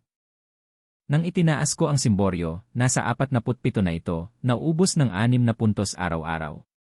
Ngayon ay umaakyat na ito. Dahan-dahan, pabago-bago, tumutugon sa mga bagay na hindi ko laging mahulaan, ang pagtuklas sa tubig ang nagpakilos dito, ang alyansa ng mga troll ang nagpakilos dito, isang bagay tungkol sa lungsod na hindi gaanong natatakot ang nagpakilos dito. Hindi ako binigyan ng formula ng sistema. Binigyan ako nito ng direksyon. Itinala ko ang direksyon at nagpatuloy dahil may ginawa si Maren na hindi ko inaasahan at dapat sana'y ginawa ko. Nagtalaga siya ng isang mataas na pari. Dumating ang abiso sa sistema bilang isang bandila ng kaganapang pampulitika, paksang internal, pagbabago ng pamahalaan, at agad ko itong ginamitan ng cross-reference sa pamamagitan ng paningin ng Diyos. Nasa opisina na naman si Maren, pareho pa rin ang posisyon, pareho pa rin ang mga mapa sa dingding, pero sa pagkakataong ito ay nanginginig pa rin ang mga kamay. Pumipirma siya ng isang dokumento nang may partikular na pag-iisip ng isang lalaking nakapagdesisyon na at nasisiyahan sa desisyon. Ang bagong mataas na pari ay pinangalan ng Korn. 28 taong gulang, nag-aral sa isang menor de edad na kolehiyong administratibo sa distrito ng Daungan. Ambisyoso sa partikular at malinis na paraan na ambisyoso ng mga kabataang lalaki kahit hindi pa nila kailangang magbayad para dito. Siya ang tauhan ni Maren, kinumpirma ito ng pinagsamang relasyon ng sistema, isang matibay na linya ng katapatan sa politika na tumatakbo sa pagitan nila na kamakailan lamang nabuo, malinaw na transaksyonal. Inalok ni Maren kay Korn ang posisyon. Tinanggap naman ni Korn ng walang kondisyon. Inalis si Edo sa opisyal na otoridad sa templo sa pagtatapos ng araw ding iyon. Hindi pinatalsik, hindi sapat na hangal si Maren para hayagang ipatapon ang pari na nakahanap ng tubig at pumigil sa hukbo na magmartsa patungo sa pagkatalo. Opisyal lang itong pumalit. Kinuha ni Korn ang mga susi ng templo, ang titulong administratibo, ang formal na karapatang magsagawa ng mga ritual sa lungsod. Naiwan si Edo sa kanyang kongregasyon at walang institusyonal na katayuan. Pinanood ko si Maren na pumirma sa huling dokumento at nakaramdam ako ng kung ano na maituturing kong isang labag sa loob na respeto na ayaw kong maranasan. Tama ang pagkakaintindi niya sa sitwasyon. Ang templo ang tanging sentro ng kapangyarihan sa Arcos na hindi niya kontrolado, at naunahan niya ito ng sandaling maging sapat ang kahalagahan nito para magbanta sa kanya. Hindi siya naging mabilis, naging matyaga siya, na mas malala pa. Naghintay siya hanggang sa ang pagkakatuklas sa tubig ay maging katotohanan mula sa himala, hanggang sa ang pampulitikang kapital ng pagtugon dito ay naani na, at pagkatapos ay inilagay niya ang sarili niyang tauhan sa gusali. Mahusay ang pagkakagawa nito. Kailangan ko pa rin itong itigil. Hindi kakit-akit ang mga direktang opsyon. Ang pagtama kay Korn ng isang omen na sapat na dramatiko para siraan siya ay magkakahalaga ng 25 i at gagawin akong Diyos ng parusa, na hindi ang teolohikong tatak na sinusubukan kong itatag sa Arcos. Mas matagal mananalangin ang mga tao sa mga Diyos na mahal nila kaysa sa mga Diyos na kinatatakutan nila, at kailangan ko ang henerasyon ng pananampalataya para patuloy na tumakbo. Maaari akong magtrabaho para i-flip ang corn. Ambisyoso siya, ang relasyon kay Maren ay transaksyonal, ibig sabihin ay may kapalit ito. Pero wala akong direktang paraan para mapalapit sa kanya, at ang pakikipag-ugnayan sa kanya sa pamamagitan ni Edo o ng iba pang mga ahente ay magpapakita ng posibilidad na matuloy ang pagtatangka. Masyadong kitang-kita na siyang natira kay Mika. Walang opisyal na katayuan si Mika. Siya ay 12 taong gulang, anak ng mananahi, ang kakaibang batang nagsasabi ng mga bagay sa daungan na minsan ay inuulit ng mga tao kalaunan nang hindi alam ang dahilan. Hindi makapaglabas ng utos si Maren laban sa mga bata. Walang batas ang lungsod laban sa isang batang lalaki na nakatayo sa plaza at nagsasalita sa partikular na tahimik na paraan na nagpapahinto sa mga tao at nagpapakinig. Hindi dahil siya ay nagtatanghal kundi dahil tila mayroon talaga siyang gustong sabihin. Pinakain ko si Mika ng 2 bagay sa loob ng 3 araw. Ang una ay isang tanong na marahang idiniin habang naglalakad siya papunta sa pantalan sa umaga. Bakit kailangan ng isang bagong pari na walang otoridad ang dating pari? Ang pangalawa ay isang imahe, kinagabihan, ang mukha ni Corn sa tabi ng mukha ni Maren, at sa pagitan ng mga ito ay ang mga timbangan mula sa fresko ng hustisya ng templo na may bigat. Pinroseso ni Mika ang parehong bagay sa mabagal at masusing paraan ng pagproseso niya sa lahat. Sa ika-4 na araw, tumayo siya sa katimugang dulo ng liwasan ng palengke noong tanghali, sa pinakaabalang oras, at walang partikular na sinabi, ang templo ay mayroon ng 2 pari ngayon. Ang isa ay nakahanap ng tubig. Ang isa ay nakahanap ng patron. Sinabi niya ito ng 1 beses nang walang diin at bumalik sa daungan. Pagsapit ng gabi, ito ang pinakamadalas na inulit na pangungusap sa 3 distrito. Nabalitaan ito ni Maren kinabukasan. Ipinatawag niya si Edo na isang pagkakamali, nagbigay ito kay Edo ng pagkakataong makausap ang rehente na maingat na iniiwasan ni Maren at sinabihan itong kontrolin ang bata. Sa totoo lang, sinabi ni Edo na hindi niya kontrolado si Mika. Walang sinuman ang kumokontrol kay Mika. Si Mika ay isang batang paminsan-minsan ay nagsasabi ng mga bagay-bagay. Sinubukan ni Maren na pormal na higpitan si Mika sa pagpasok sa palengke. Ang kapitan ng bantay ng lungsod, na may anak na babae na kaedad ni Mika at nagsisimba sa templo simula nang matuklasan ang tubig, ay bumalik dala ang isang ulat na nagpapaliwanag na ang paghihigpit sa isang bata sa pagpasok sa pampublikong palengke dahil sa pagsasalita niya ng walang pahintulot ay magiging napakahirap ipatupad at napakadaling ipaliwanag sa ibang mga mangangalakal sa mga hindi magandang salita. Binawi ni Maren ang utos. Napansin ng lungsod ang pag-atras. Palaging napapansin ng mga lungsod kapag umaatras ang otoridad mula sa isang maliit na bagay dahil sinasabi nito sa kanila kung ano ang kinatatakutan ng otoridad. Habang pinapanood ni Corn ang lahat ng ito mula sa bagong reorganisadong opisina ng templo, sinimulan niya ng palihim, ng maingat na muling isaalang-alang ang kanyang posisyon. Nakita ko ito sa pamamagitan ng titig ng Diyos sa katangian ng kanyang katahimikan noong siya ay nag-iisa. Ang tiyak na kawalang kilos ng isang lalaking sinusuri ang kanyang mga palagay laban sa mga bagong impormasyon. Nakipagkaisa siya kay Maren dahil may hawak na kapangyarihan si Maren. Hindi nagbabago ang kalkulasyong iyon. Ngunit ang kalkulasyon kung saan dumadaloy ang kapangyarihan, nagsisimula na itong magbago.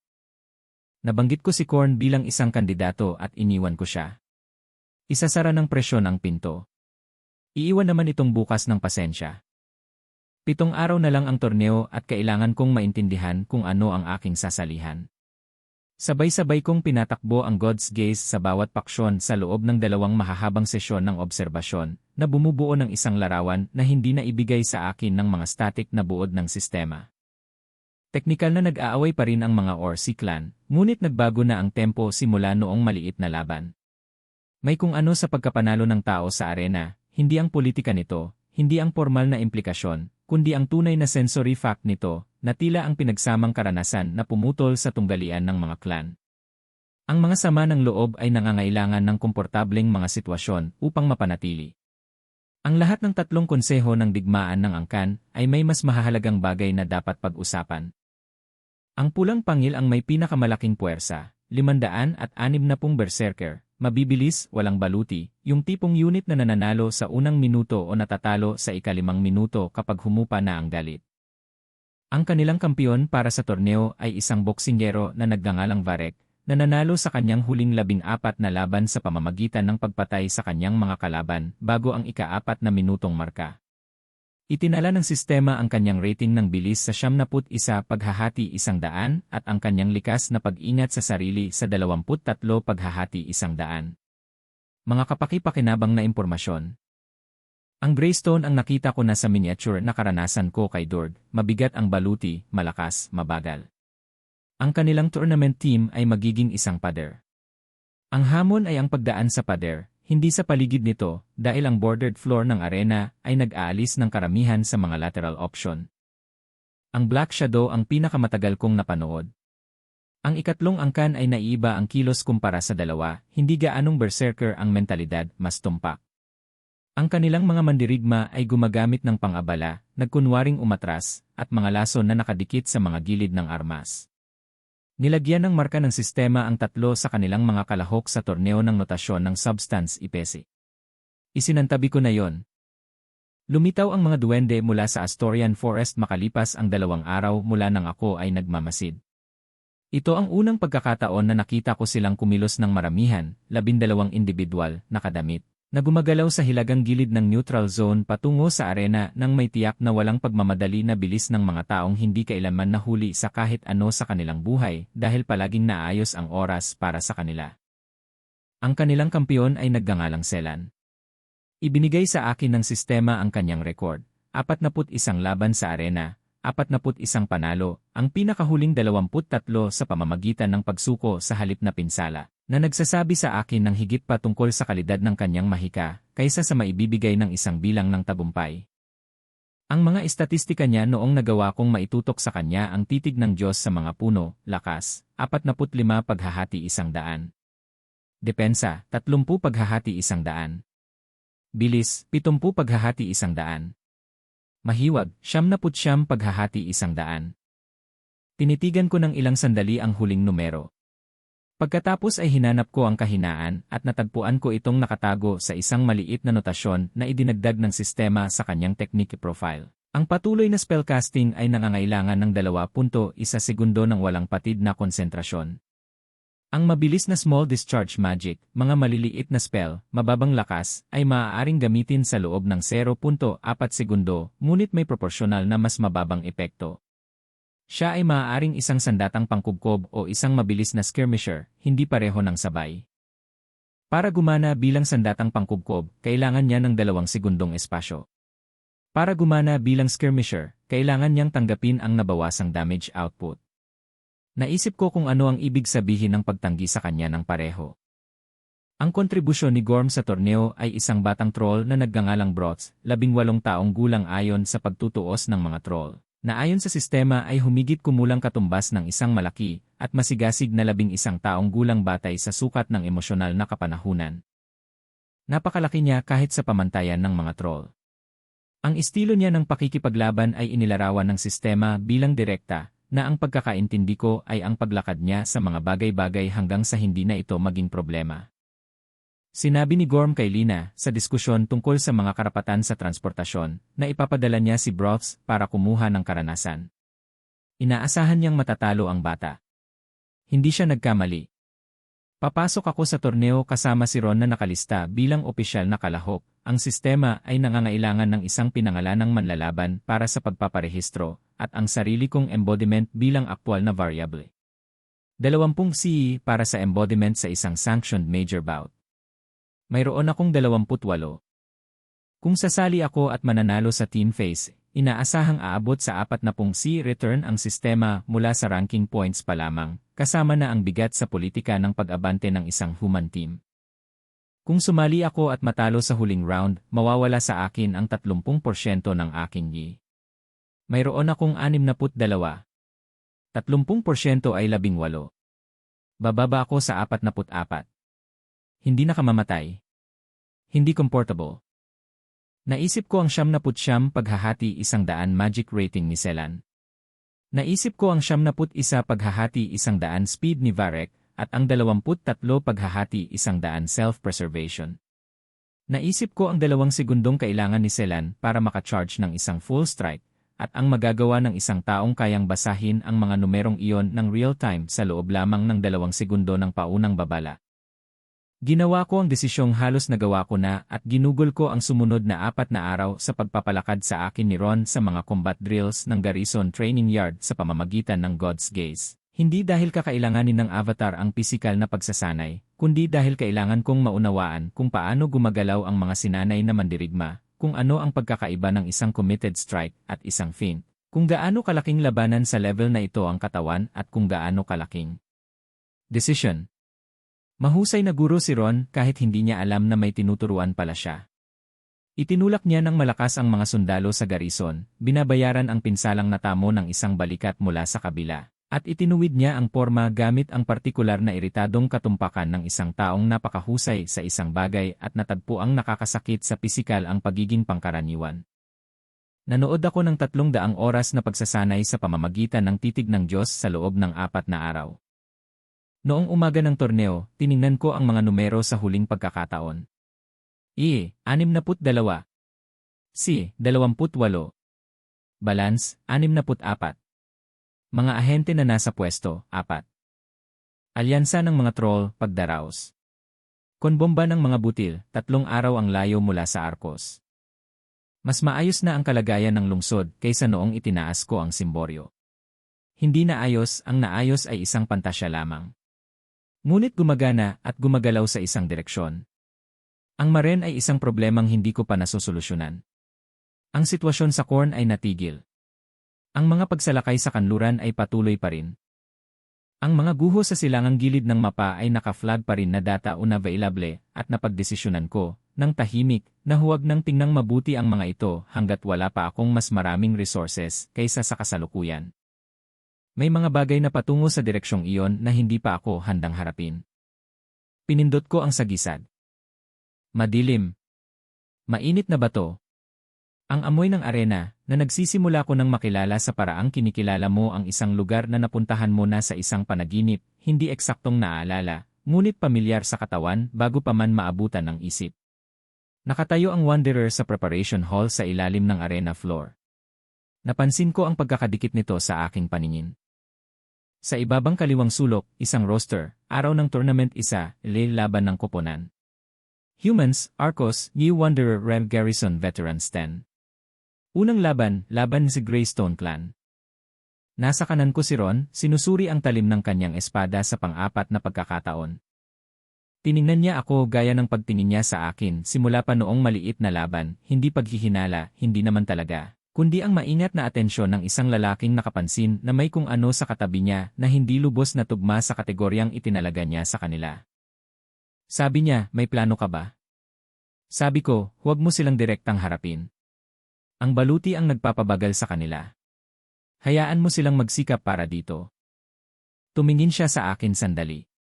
Pagkatapos ay tumango siya, ang maigsing matipid na tango ng isang sundalong nagdesisyong magtiwala sa briefing kahit na hindi siya nagtitiwala sa briefer. Bumukas ang gate. Naghiyawan ang mga tao. Tumama ang sikat ng araw sa sahig ng arena sa patag, puti, at maaliwalas na kalangitan na hindi pa nakakapagdesisyon kung anong uri ng araw ang gusto nito. Lumabas kami. Ang mga mandirigmang Greystone ay lumabas mula sa kabilang gate sa paraang ginagawa ng kanilang angkan, dahan-dahan, sinasadya, nang may tiyak na kumpiyansa sa mga bagay na hindi kailanman kailangang magmadali dahil walang anumang bagay ang naging mabilis na kumilos para maging mahalaga. 3 sa kanila. Buong plato, yung tipong binubuo mula sa magkakapatong na mga piraso ng bakal na tinatakpan ang lahat mula panga hanggang bukong-bukong, na nag-iwan lamang ng mga puwang sa mga kasukasuan, at maging ang mga puwang na iyon ay makikitid, na may katad at kadena sa likod. Hindi elegante ang kanilang mga sandata, 2 martilyo at isang maikling malapad na talim, mga kagamitang idinisenyo para sa pagpapahinto ng galaw sa halip na paglikha nito. Nakilala ng mga tao sa seksyon ng Greystone ng mga pwesto ang sa kanila at lumikha ng isang malalim at maindayog na tunog, hindi isang hiyawan kundi isang pag-endorso ng heolohiya.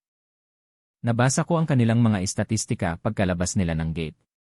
Lahat silang tatlo ay nakakumpol, lakas 82, 88, depensa 79, 84, bilis 31, 36.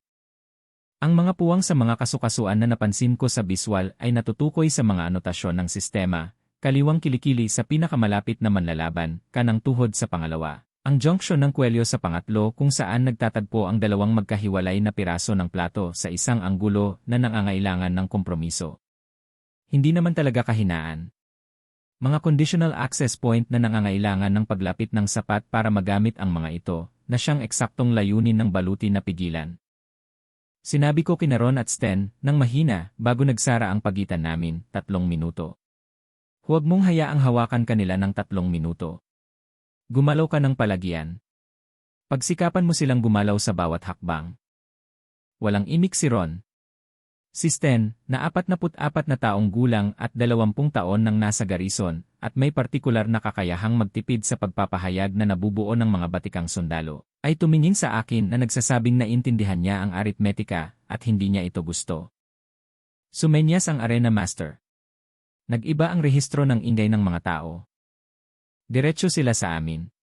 Walang taktika, walang pormasyon, 3 mabibigat na katawan lamang ang bumibilis sa 20 metro ng patag na bato, may mga martilyo at talim na gumagalaw na.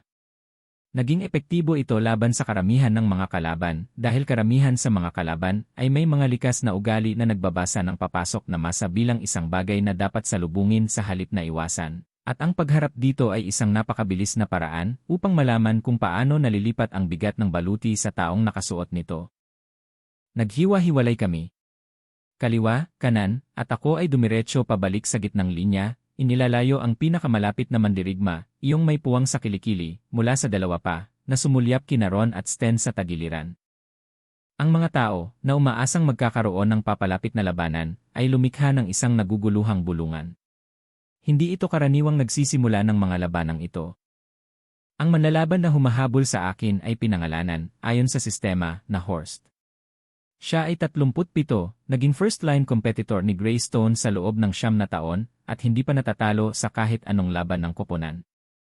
Ang kanyang pagkadismaya sa pag-akay sa kanya sa paligid ng sahig ng arena ng isang taong patuloy na nagbabago ng direksyon ay nagpakita ng unti-unting paghigpit ng kanyang kapit sa martilyo, na binanggit ng sistema na nagbabawa sa kanyang swing RC ng humigit kumulang 8% bawat 30 segundo, habang ang mga litid sa kanyang bisig ay napapagod dahil sa pamamahagi ng bigat ng baluti.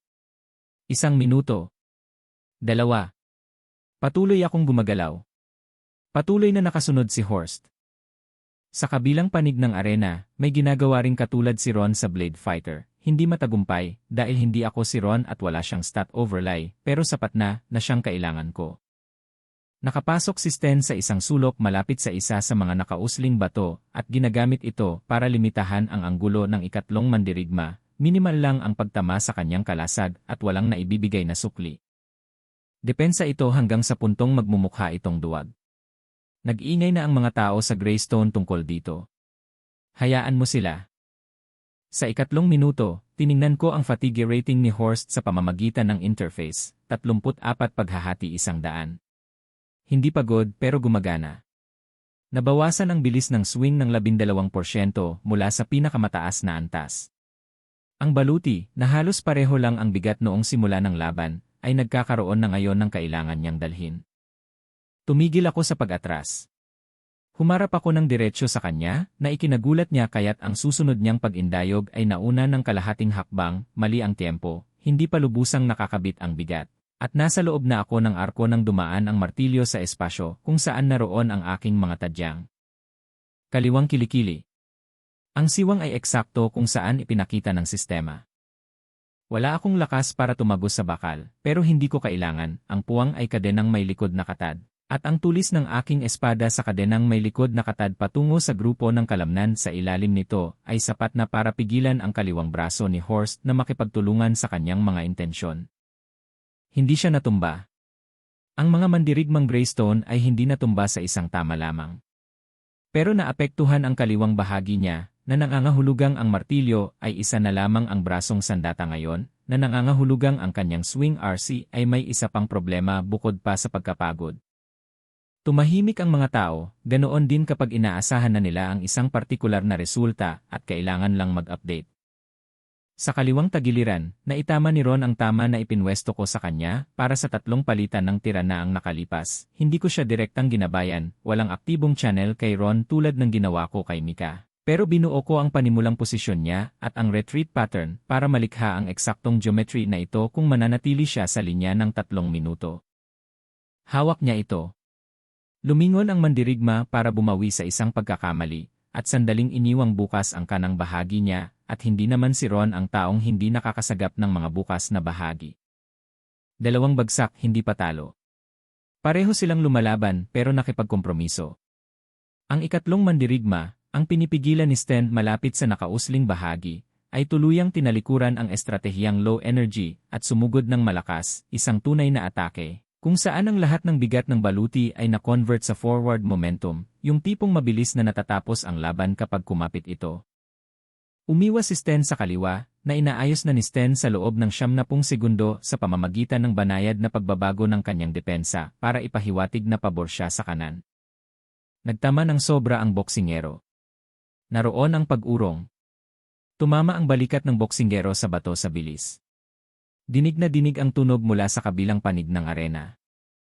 Tinapos ng Arena Master ang laban makalipas ang 20 segundo, nang maging malinaw na gumagana naman ang 3 Greystone Fighter, ngunit wala ni isa sa kanila ang makakapagtapos ng kalkulasyon bago tuluyang matapos ng pagod ang pinsalang nagsimula. Tahimik ang grupo ng mga taong may kinalaman sa Greystone. Hindi na ang katahimikan na sumusuporta sa heolohiya, gaya ng dati, ibang katangian, ang katahimikan ng mga taong muling nagkalkula ng isang bagay na akala nila ay naayos na. Ang seksyon ng Astorian, ang 12 duwende na nakasuot ng kanilang mga roba, na nakaupo ng magkahiwalay sa bawat ibang paksyon, ay hindi tahimik.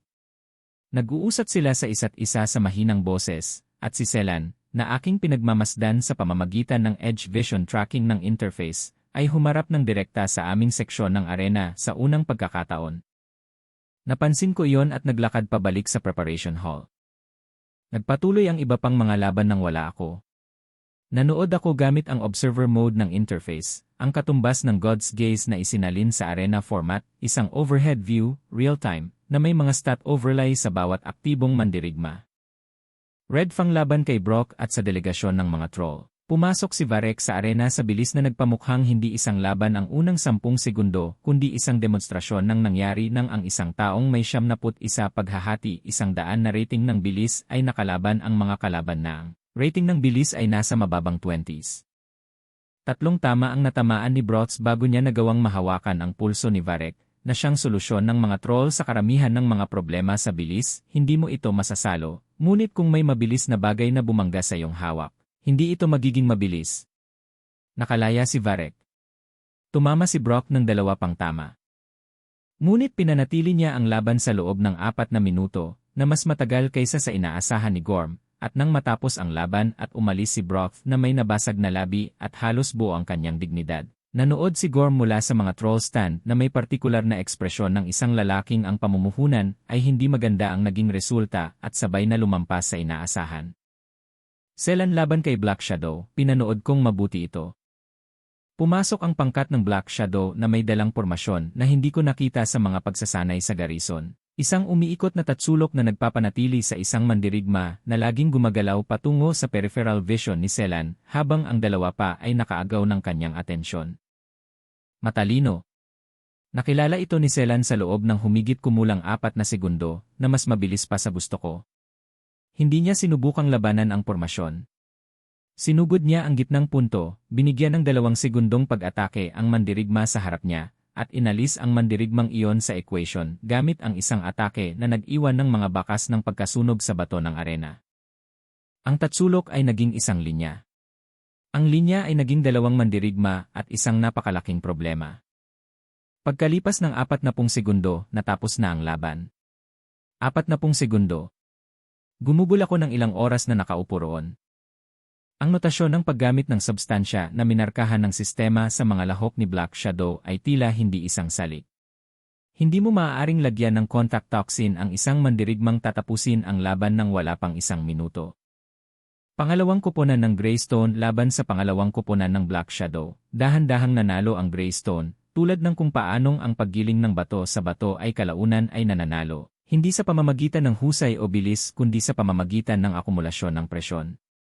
Tapos na ang unang araw. Semifinals bukas, Humans laban sa Red Fang, Elves laban sa Greystone second team. Final sa hapon. Iniwan ko ang sagisag. Nakakalito pa rin ang pagbabalik tanaw, 5 segundong walang ginagawa, pagkatapos ay ang mesa sa kusina, ang globo, ang mga kamay ko ay nasa magkabilang gilid nito. Naliwanagan ang lungsod sa loob. Ang mga ilaw sa daungan. Ang templo. Ang mga sulo ng garison. Sumandal ako sa upuan ko at tumingin sa kisam ng ilang sandali. Pulang pangil. Ang bilis ni Varek ay 71 paghahati 100. Nasa gitnang saklaw ang bilis ng avatar ko, hindi ako binigyan ng sistema ng partikular na numero noong minor bout, na sa palagay ko ay nangangahulugang nakadepende ito sa konteksto, tumutugon sa desisyon sa halip na nakapirmi. Ang bentaha ko ay hindi ang stat kundi ang overlay. Nakikita ko kung ano ang paparating bago ito dumating, nabasa ko ang distribusyon ng bigat, ang anggulo ng pag-atake, ang 0.4 segundong palugit bago tuluyang nagkaroon ng malakas na pagtama. Laban kay Durg, sapat na yon. Laban kay Horst at sa kanyang koponan, sapat na yon. Iba si Varek. Ang bilis ni Varek na 71 paghahati 100 ay nangangahulugan na mas maliit ang pagitan ng intensyon at pagpapatupad kaysa sa anumang naranasan ko. Ipapakita pa rin sa akin ng overlay ang mga kahinaan niya, palaging nagpapakita ang sistema ng mga kahinaan, ngunit ang makita ang isang kahinaan at magkaroon ng oras para kumilos dito ay magkaibang problema. Naisip ko ang sahig ng arena. Ang tatlong nakausling bato sa gitna. Ang partikular na himetriya ng espasyo. Tapos naisip ko ang isa pang numero ni Varek, ang self-preservation na 23 paghahati 100. Diretso ang dating niya sa mga target.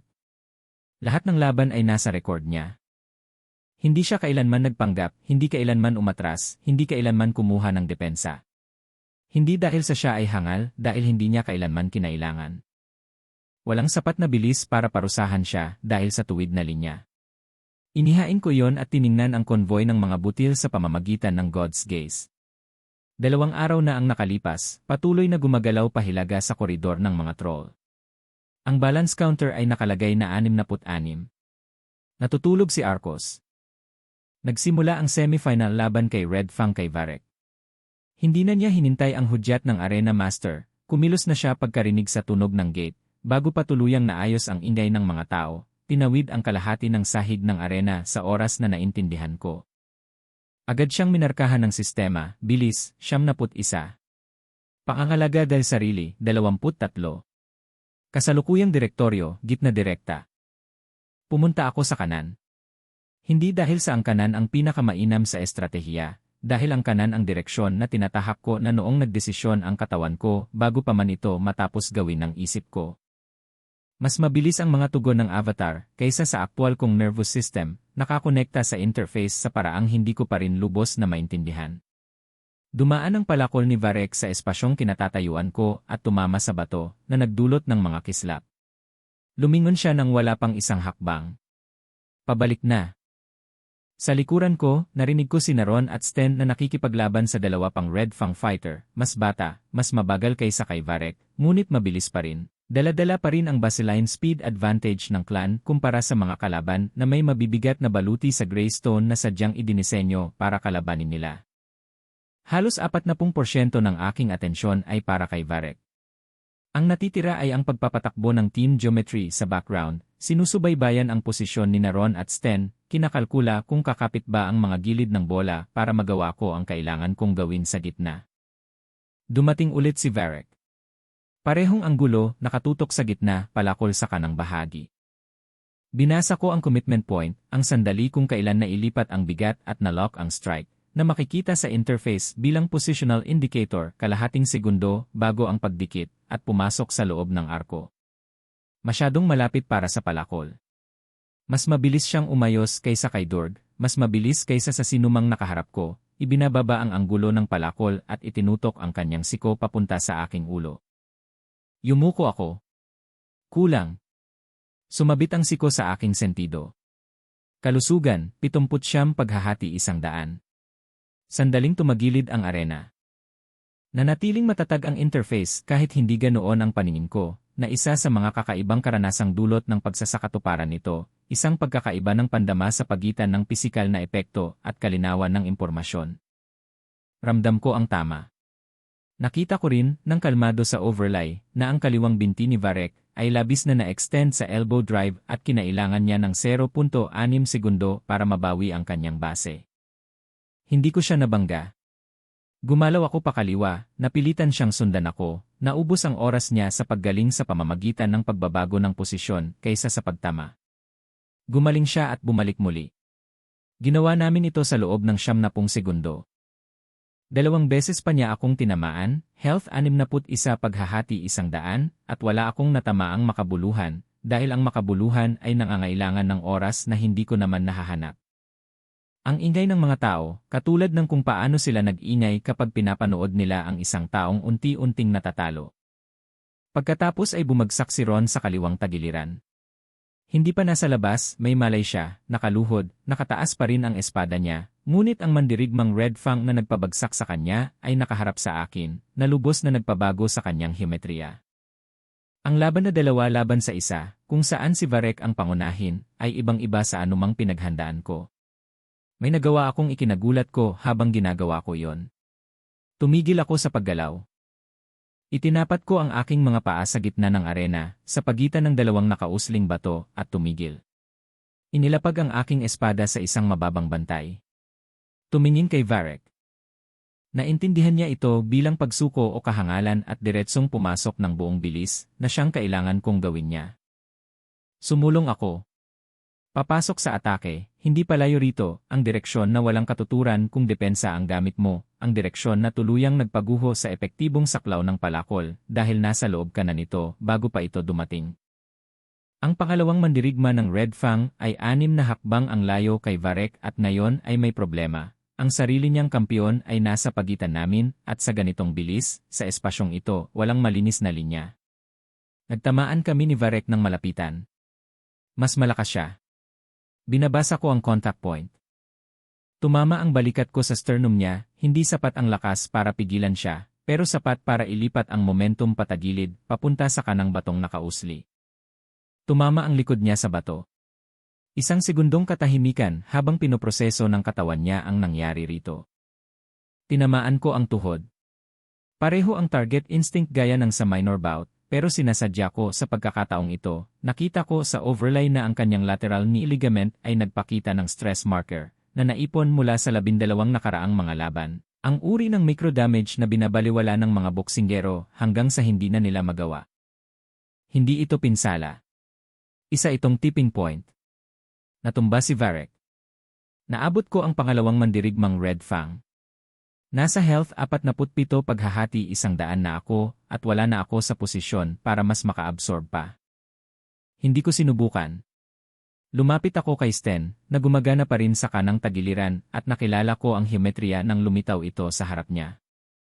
Ang 2 laban sa 1 ay naging 2 laban sa 2 kapalit ng pag-alis ko sa problema ni Varek at pagtitiwala na ang isang lalaking nakapatay sa pinakamabilis na manlalaban sa torneo ay mangangailangan ng higit sa 15 segundo para makatayo ng matuwid. Kailangan niya ng 20. Nang mga panahong iyon ay tinawag na ang laban. Ang seksyon ng Red Fang ng karamihan ay lumikha ng isang tunog na ngayon ko lang narinig mula sa mga audience, katahimikan. Hindi ang katahimikan ng Greystone na sumusuporta sa helohiya. Hindi ang muling pagkarkula ng katahimikan ng isang karamihan na ina-update ang mga inaasahan. Katahimikan lamang, ganap, kumpleto, ang katahimikan ng mga taong nakasaksi ng isang bagay na hindi akma sa anumang kategorya nila at hindi pa nakakagawa ng bago. Naglakad ako pabalik sa preparation hall na may health 47 paghahati 100 at nanatili sa embodiment habang inaayos ng mga duwende si Greystone. Mas matagal ng 22 segundo si Selan kaysa kay Black Shadow. Tila halos relax na siya tungkol dito. Ang finals ay sa hapon. One-on-one, gaya ng nakasaad sa format ng major tournament. Nanalo si Selan sa kanyang mga individual na laban sa loob ng 41 magkakasunod na laban. Nanalo naman ako ng 2. Itinuring ng mga manonood ang pagkakaibang ito bilang isang malinaw na katotohanan, maging ang delegasyon ng Arcos, si Lina at isang kumpol ng mga sundalong garrison na naglakbay patungo sa neutral zone, ay tila kumikilos sa pag-aakalang ang kampiyong tao ang magiging pinakakawili-wiling pagkatalo na idudulot ng torneo. Pumasok si Selan mula sa kabilang gate at naglakad papunta sa gitna ng palapag ng arena nang walang pagmamadali gaya ng isang taong dumarating sa isang pulong na kanyang ipinatawag. Tiningnan niya ako nang may maituturing ko lamang na atensyon, hindi ang mapang-aping focus ni Varek o ang mekanikal na pagtatasa sa mga mandirigmang Greystone. Isang bagay na mas katulad ng kuryosidad na maingat na pinamamahalaan. Sabi niya, hindi ka gumagalaw na parang tao.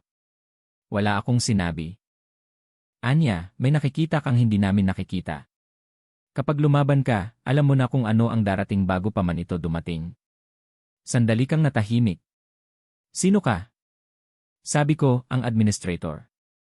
Ang katahimikang sumunod ay iba sa mga katahimikan ng karamihan na aking naalala noong maghapon. Nag-iba ang mukha ni Selan nang may mabanggit na salita sa isang bagay na luma at mabigat sa ilalim. Sinabi niya, nang napakatahimik, bumalik na ang luma. Sabi ko, isang bago. Tiningnan niya ako ng 3 segundo pa. Pagkatapos ay itinaas niya ang kanyang tungkod sa posisyon ng bantay at naglaban kami. Ang una niyang spellcast ay tumagal ng 2.1 segundo at gumalaw na ako bago pa makaabot ng 1.5 segundo. Kaya napalapit siya sa distansya sa isang anggulo na magpipilit sa kanya na masira ang konsentrasyon o kaya'y harapin ang banggaan. Sinira niya ang konsentrasyon.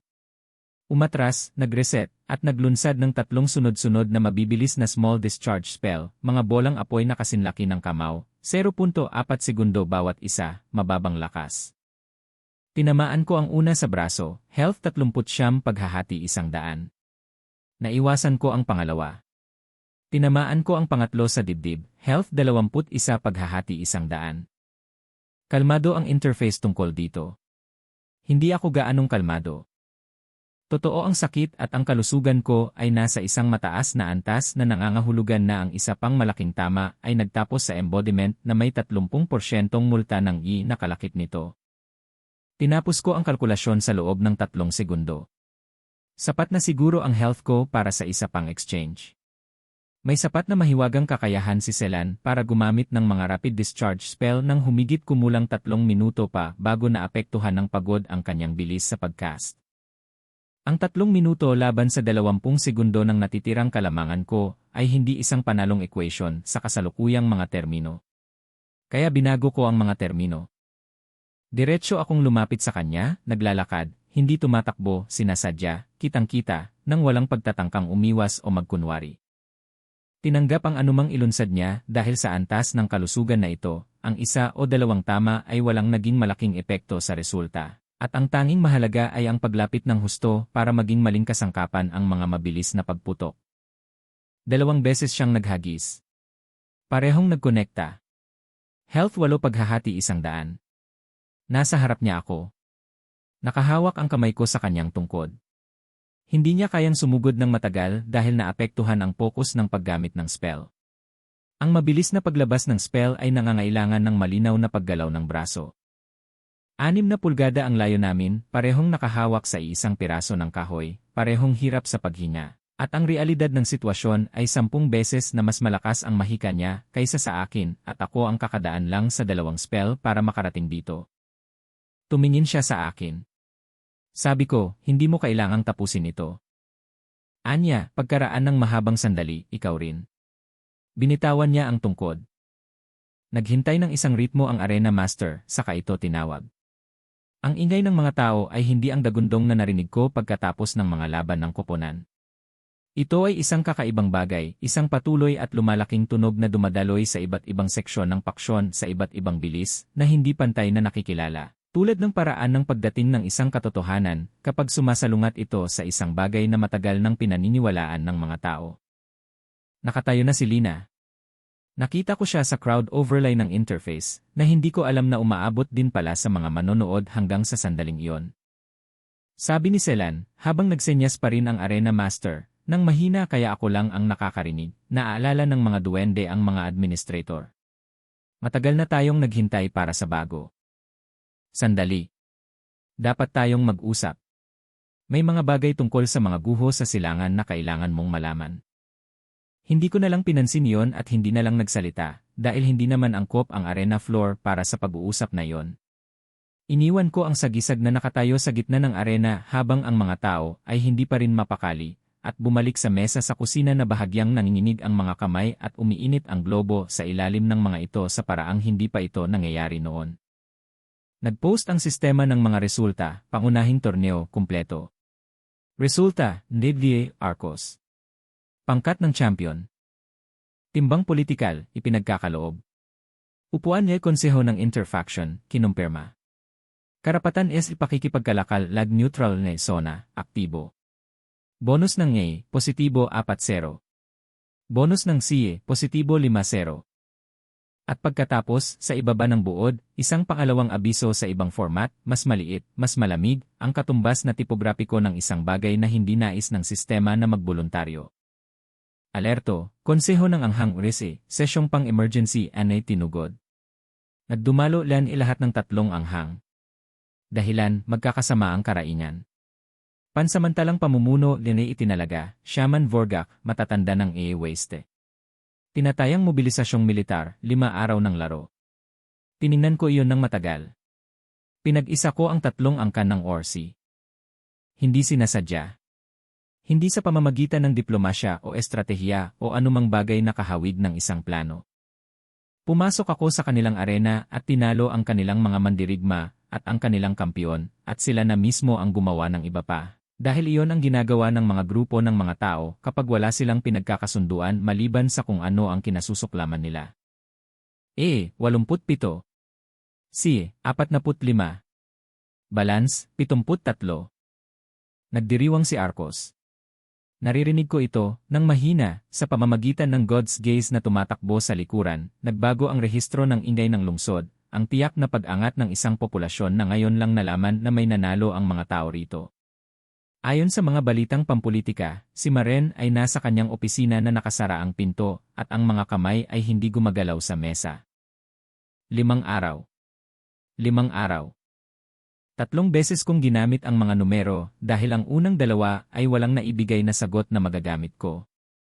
1,500 Ors Berserker mula sa 3 pinagsama-samang angkan laban sa 100 at 60 sundalong gumagana sa likod ng mga pader na bato na hindi pa kailanman idinisenyo para sa isang pagkubkob na ganito kalaking saklaw. Ang mga pader ng garrison ay mga pader ng lungsod, itinayo upang pigilan ang mga pagsalakay, hindi upang sumipsip ng mga hukbo. Ang pagkakaiba sa pagitan ng dalawang bagay na iyon ay humigit kumulang 13,000 berserker. Hinila ko pataas ang terrain overlay at nagsimulang maglakad sa silangan ng lungsod. Naglakad pakanluran patungo sa staging grounds ng mga Orsi. Hinahanap ang anumang bagay na hindi ipinakita sa akin ng static map summary. Ang Gorge of Redstone ay lumitaw sa overlay bilang isang tampok na topograpiko na napansin ko na noon at lumusot ng hindi inaasikaso. Isang natural na kanal na tumatagos sa mga palumpong sa pagitan ng mga stepe ng Orsi at kanlurang daanan ni Arcos. Na nabuo ng isang lumang ilog na natuyo ilang siglo na ang nakalilipas kaya't hindi na ito iniisip ng mga lokal na may kaugnayan sa tubig at sinimulan na itong isipin bilang kalsada. 15 metro ang lapad sa pinakamakitid na punto. Dadaanan ito ng mga Orsi dahil ang alternatibo ay ang 3 araw na paglihis patimog sa paligid ng mga hangganan ng mga troll at ang takdang panahon ng mobilisasyon ni Vorgak ay walang 3 araw na margin. 15 metro. Sinukat ko ito ng 2 beses. Sa loob ng 15 metro, maaari mong pagsabayin ang 20 sundalo. Maaari kang maglagay ng mga harang at mga posisyon sa itaas at mga linya ng palaso na wala sa bukas na larangan. Maaari mong gawing pareho ang kahulugan ng 1,500 at 150 hanggat nananatili ang istruktura. Ginugol ko ang titig ng Diyos sa mga pader ng bangin ng 1 oras, binabasa ang komposisyon ng bato, mga rating ng katatagan, at ang anggulo ng mga itaas na pasamano. Nilagyan ng anotasyon ng sistema ang lahat. Ang kaliwang pader ay may natural na salansan na 8 metro ang taas, sapat ang lapad para sa mga mamamana, mapupuntahan mula sa silangang daanan. Ang kanang pader ay mas bali, hindi gaanong matatag, Ngunit ang mga linya ng bali ay tumatakbo sa isang direksyon na nangangahulugan na ang sinasadyang pag-igting sa mga tamang punto ay magdudulot ng mga seksyon pababa sa sahig sa ibaba. Tiningnan ko ang mga pangkat ng gumagawa ng mga troll. 5 sa kanila ang nasa hangganan ni Gorm, mga profesional na manggagawa ng bato na nagtatayo ng mga kuta sa loob ng mga dekada. Hindi sila mga sundalo. Mas magaling sila kaysa mga sundalo para sa partikular na problemang ito. Pinapunta ko ulit si Lina patimog. Pangatlong biyahe ko na sa loob ng 2 linggo. Hindi siya nagreklamo, si Lina ay walang kakayahang magreklamo ayon sa konstitusyon tungkol sa isang problemang may kaakibat na solusyon. At natutunan kong basahin ang kanyang sigasig sa paglalakbay bilang isang maaasahang indikasyon na ang sitwasyon ay mas malala kaysa sa kanyang ipinahihiwatig. Natanggap ni Gorm ang kahilingan sa pamamagitan niya at pinag-isipan ito ng matagal. 5 karpintero sa loob ng 2 araw na pinahiram kay Arcos upang magtrabaho sa isang bangin 15 milya mula sa lugar ng pagtatayo ng mga troll. Minimal lang ang propesyonal na gastos. Ang tanong ay bakit? Ipinakain ko kay Lina ang sagot sa pamamagitan ng channel. Sabihin mo sa kanya kung ano ang mangyayari sa mga hangganan ng mga troll kung marating ng hukbo ng mga orsi ang Arcos at mabagsak si Arcos. Sinabi niya sa kanya. Kinuha ni Gorm ang heograpiya sa kanyang isipan, dahan-dahan, lubusan, sa paraang ginawa niya ang lahat, at nagpadala ng 5 manggagawa at sinabing magpapadala siya ng 7 dahil hindi sapat ang 5 para sa 2 araw. Gumastos ako ng 15 sa omens sa loob ng 2 araw na konstruksyon. Pinabilis na tiempo, gabay sa istruktura, 3 tumpak na interbensyon sa mga punto kung saan kailangang malaman ng mga manggagawa ng bato ang isang bagay tungkol sa komposisyon ng bangin na hindi pa nila ginagamitan ng mga instrumento para sukatin. Itinaas ang mga harang. Ang mga posisyon sa itaas ay pinutol sa kaliwang istante ng dingding. Inihanda ang mga linya ng bitak ng kanang pader. Dinala ni Ron ang garison sa bangin noong umaga ng ika-4 na araw at tumayo sa nakahanda na posisyon at tiningnan ang ginawa ng mga manggagawa ng bato at hindi umimik ng ilang sandali. Pagkatapos ay sinabi niya, epektibo ito kung dadaan sila sa sentro. Sabi ko, sa pamamagitan ni Mika na nakaupo sa patio ng garison 3 milya ang layo, dadaan sila sa gitna. Sabi ni Ron, sigurado ka? Sabi ko, si Vorgak ay isang pragmatista. Ang sentro ang pinakamabilis. Ipapadala niya ang unang alon upang subukan ito at palalain kapag ito ay nagtagumpay. Isa pang katahimikan. Pagkatapos, ilang alon bago ito tumigil. Sabi ko, tama na. Pigilan mo ang linya ng sapat na haba at hindi na natin kakailanganing manatili ito habang buhay. Hindi niya tinanong kung ano ang ibig sabihin noon. Sinimulan na niyang ayusin ang posisyon. Hindi ko tiningnan ng mabuti ang mga guho sa silangan.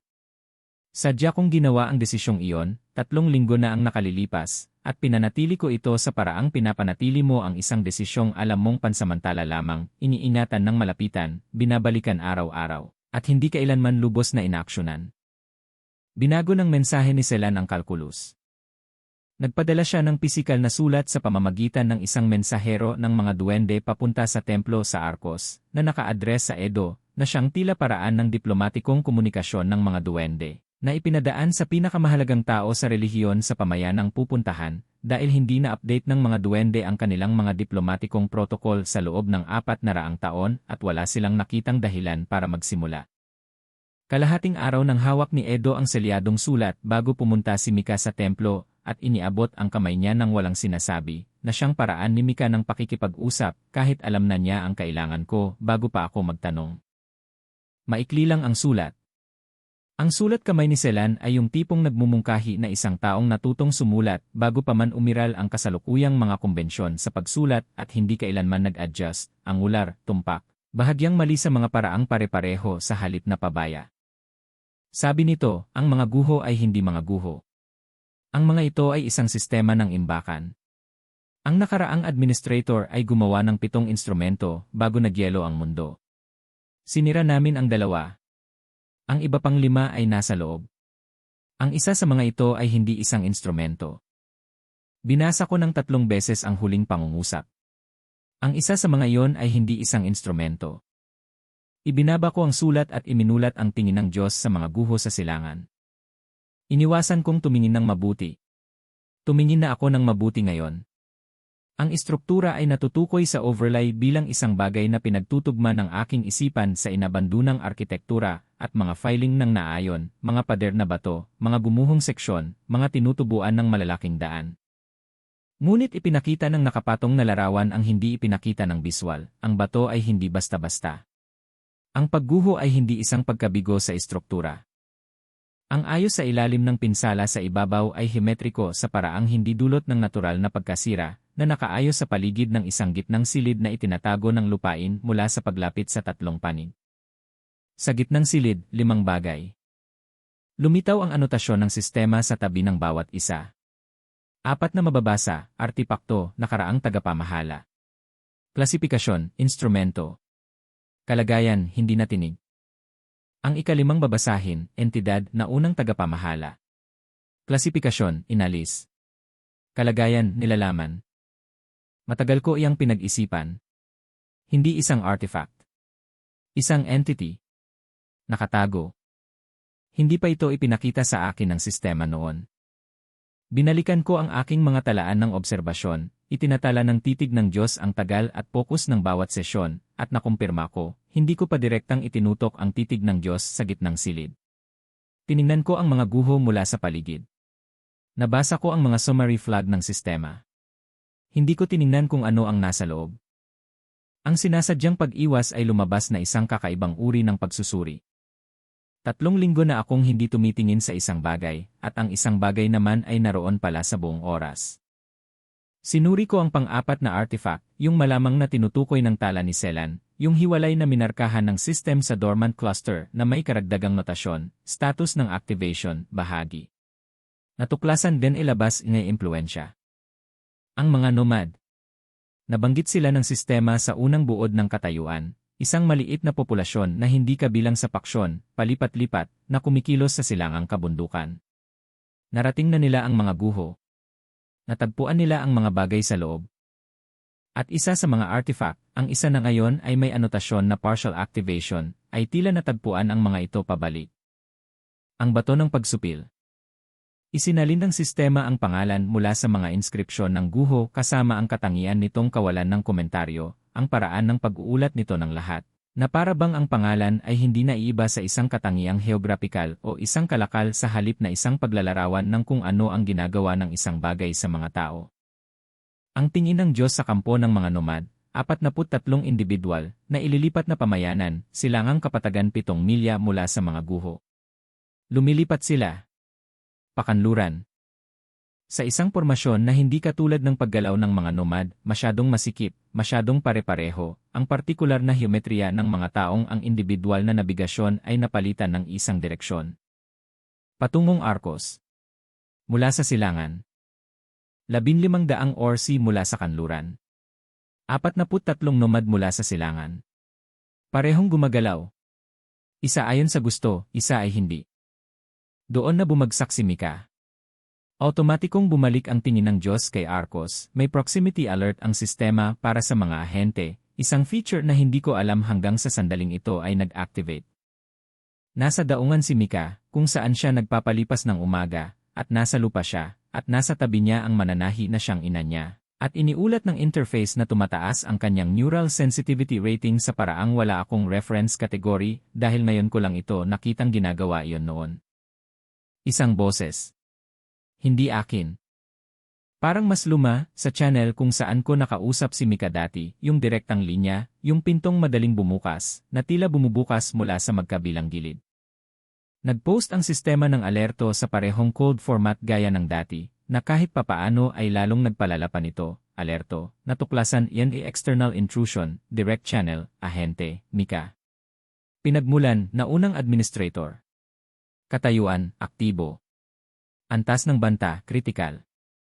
Naghagis ako ng 25 sa channel. Hindi isang nakatarget na omen, basta purong impluensya lang, direktang ibinuhos sa koneksyon namin ni Mika, pressure against pressure. Hindi ako binigyan ng sistema ng malinis na mekaniko para dito.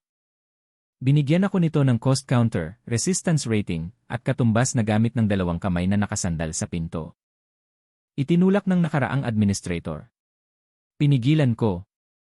Ang bilang ng mga gastos ay tumatakbo, 5, 12, 18, 23, 25. 87 bawas 15, paggawa ng bangin, bawas 25, depensa ng kanal, katumbas equals 47. Ang resistance rating ay umabot sa pinakamataas na antas at nanatili, at pagkatapos, dahan-dahan, bumaba. Bumalik sa pagkakamalay si Mika sa daungan habang nakatakip ang mga kamay ng kanyang ina sa kanyang mukha. Sapat ang kanyang putla, kaya't tumigil ang mga manggagawa sa daungan sa kanilang ginagawa para manood. Nakahiga siya sandali. Pagkatapos ay mahina niyang sinabi sa langit, galit siya. Sabi ko, sa pamamagitan ng channel, alam ko. Nasaktan ka ba? Sabi niya, hindi. Matanda na siya at galit na galit. Sandali akong natahimik. Sabi niya nahanap mo na raw ang mga gamit niya. Sabi ko, pupunta si Selan sa mga guho. Para sirain ang bato ng pagsupil. Sabi ni Mika, alam din niya yan. Lumipat si Selan pagsapit ng madaling araw ng ika-5 araw, na siyang umaga ring narating ng hukbo ni Vorgak ang kanlurang daanan patungo sa bangin. Hinati ko ang aking atensyon sa pagitan ng dalawang sitwasyon sa pamamagitan ng God's Gaze, pagpapatakbo ng dalawang sabay na observation feed sa magkabilang dulo ng mapa, na pinayagan ng system ngunit hindi inirekomenda. Isang maliit na notasyon sa interface ang nagsasabing divided attention, reduced sensitivity, na naunawaan kong nangangahulugang may mga bagay akong mamimiss.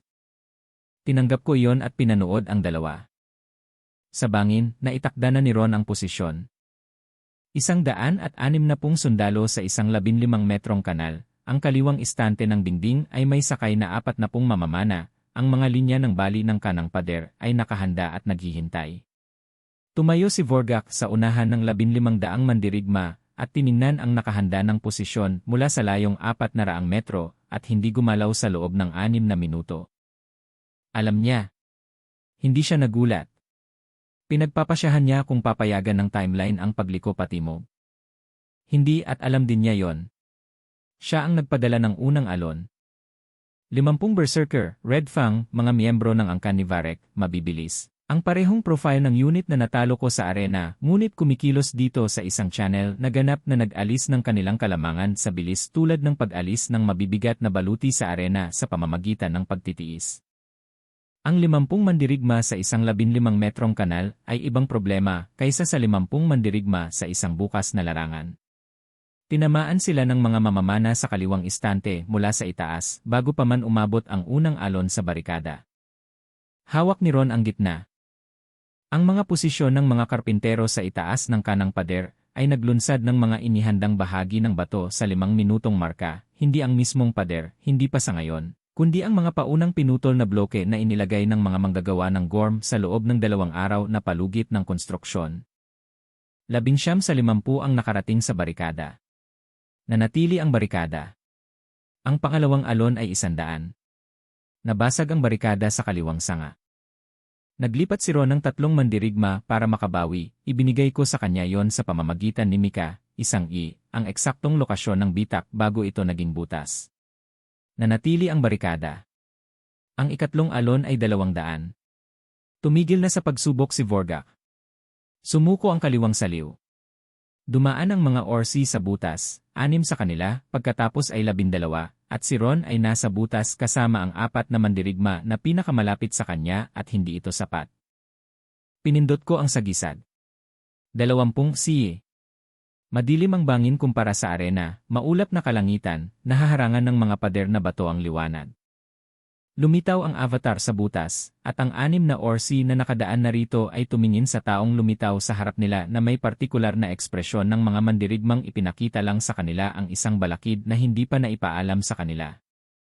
Mayroon akong health 100 paghahati 100 at humigit kumulang 4 na minuto bago naging mahirap na pamahalaan ang estruktural na pagkalkula ng paglabag. Nabasa ko ang kanilang mga estatistika sa unang segundo. Lahat ng 6, nang sabay-sabay, hinahawakan ng interface ang maraming target ng may parehong katahimikan na inilapat nito sa lahat ng bagay. Walang individual na kahinaan na kasing linis ng tuhod ni Varek o ng kilikili ni Horst. Pangkalahatang mga padron, sila ay mabilis, pagod mula sa paglapit, at siksikan ng geometry ng paglabag sa isang espasyo kung saan 3 lamang ang maaaring lumaban ng sabay-sabay. Tatlo ng sabay-sabay ay isang problemang kaya kong solusyonan. Naayos ko ito. Tama ng tama, posisyon ng posisyon, ang katawan ng Wanderer ay tinamaan sa bilis na sinundan ko sa sulok ng aking paningin habang inuuna ko ang pagpapanatili ng 3 wide na atake. Kalusugan 81. Kalusugan 69. Pumasok si Ron mula sa kanang bahagi sa ika-2 minuto at tinanggal ang kaliwang manlalaro sa linya na nagbawas sa 3 wide sa 2 wide at nagpabago sa kalkulasyon. Kalusugan 54. Kalusugan 41. Kalusugan 20. Sa mga guho sa silangan, 7 milya ang layo, narating ni Selan ang gitnang silid. Winasak ng batong pangsupil ang sarili nito, ganoon ito na itala ng sistema, sa tinig na pasibo, na parabang ang pagkawasak ay sariling desisyon ng bato sa halip na kung ano paman ang ginawa ni Selan dito. Isang sandali, ang bahagyang notasyon ng pag-activate ay naroon sa overlay. Kinabukasan ay mababasa ito, artifact, destroyed. Status, inert. Tumigil sa paggalaw ang mga nomad. Lahat silang 43, sabay-sabay, sa gitna ng silangang masukal na lupain, na parang natapos ang isang panaginip at silang lahat ay nagising sa iisang sandali sa iisang parang nawalang malinaw na alaala kung paano sila napunta roon. Si Vorgak, sa kanlurang dulo ng bangin, ay pinagmasdan ang kanyang ikatlong alon na huminto. Pinanood ang pag-agos, kahit papaano, na kumapit sa mga numerong ipinadala niya rito. Tumingin sa likuan patimog at tiningnan ang kanyang timeline at tiningnan ang paglabag at ginawa ang kalkulasyon na ginagawa ng mga matatandang sundalo kapag ang unang 3 sagot ay hindi gumana, humila siya ng unahan at tumunog ng pag-atras. Hindi pagkatalo. Estratehikong pag-atras. Mayroong pagkakaiba at naunawaan ito ni Vorgak at naunawaan ito ng kanyang hukbo. At naunawaan ito ng bangin sa partikular na paraan na nauunawaan ng heograpiya ang mga desisyong ginawa rito sa pamamagitan ng pag-alala sa mga markang iniiwan nila sa bato. Umalis ang avatar sa sagisag na may health 22 paghahati 100 at bumalik ako sa mesa sa kusina at inilagay ang aking mga kamay sa ibabaw ng mesa at nanatili roon ng ilang sandali. 47 binawasan ng 25 na nagastos na binawasan ng sagisag na overhead ng sistema na sinisingil sa labasan, Siyam na li. Tataas muli ang bilang ng mga taong may pananampalataya sa lungsod bukas. Hindi nito naramdaman na higit sa Siyam ang Siyam. Nag-post ang sistema ng mga resulta sa parehong format na lagi nitong ginagamit, Gorge, Restone, tapos ni Veni pakikipagsapalaran. Resulta, nahinto liyan ni pag-usbong ng Rere. Kinumpirma Veni estratehikong pag-uwas. Pagsasakop ng nomad winaklat. Winakas liyan pinagmulan ni artipakto. Balance, 70 paghahati 100. Tiningnan ko ng matagal ang huling numerong iyon. 70. Mas mataas kaysa sa dati mula noong bago pa man lumitaw ang simboryo. Mas matatag ang mundo kaysa sa anumang lumipas ng mahabang panahon dito. Pagkatapos ay sinuri ko ang mga guho sa silangan. Si Selan ay nasa gitnang silid pa rin.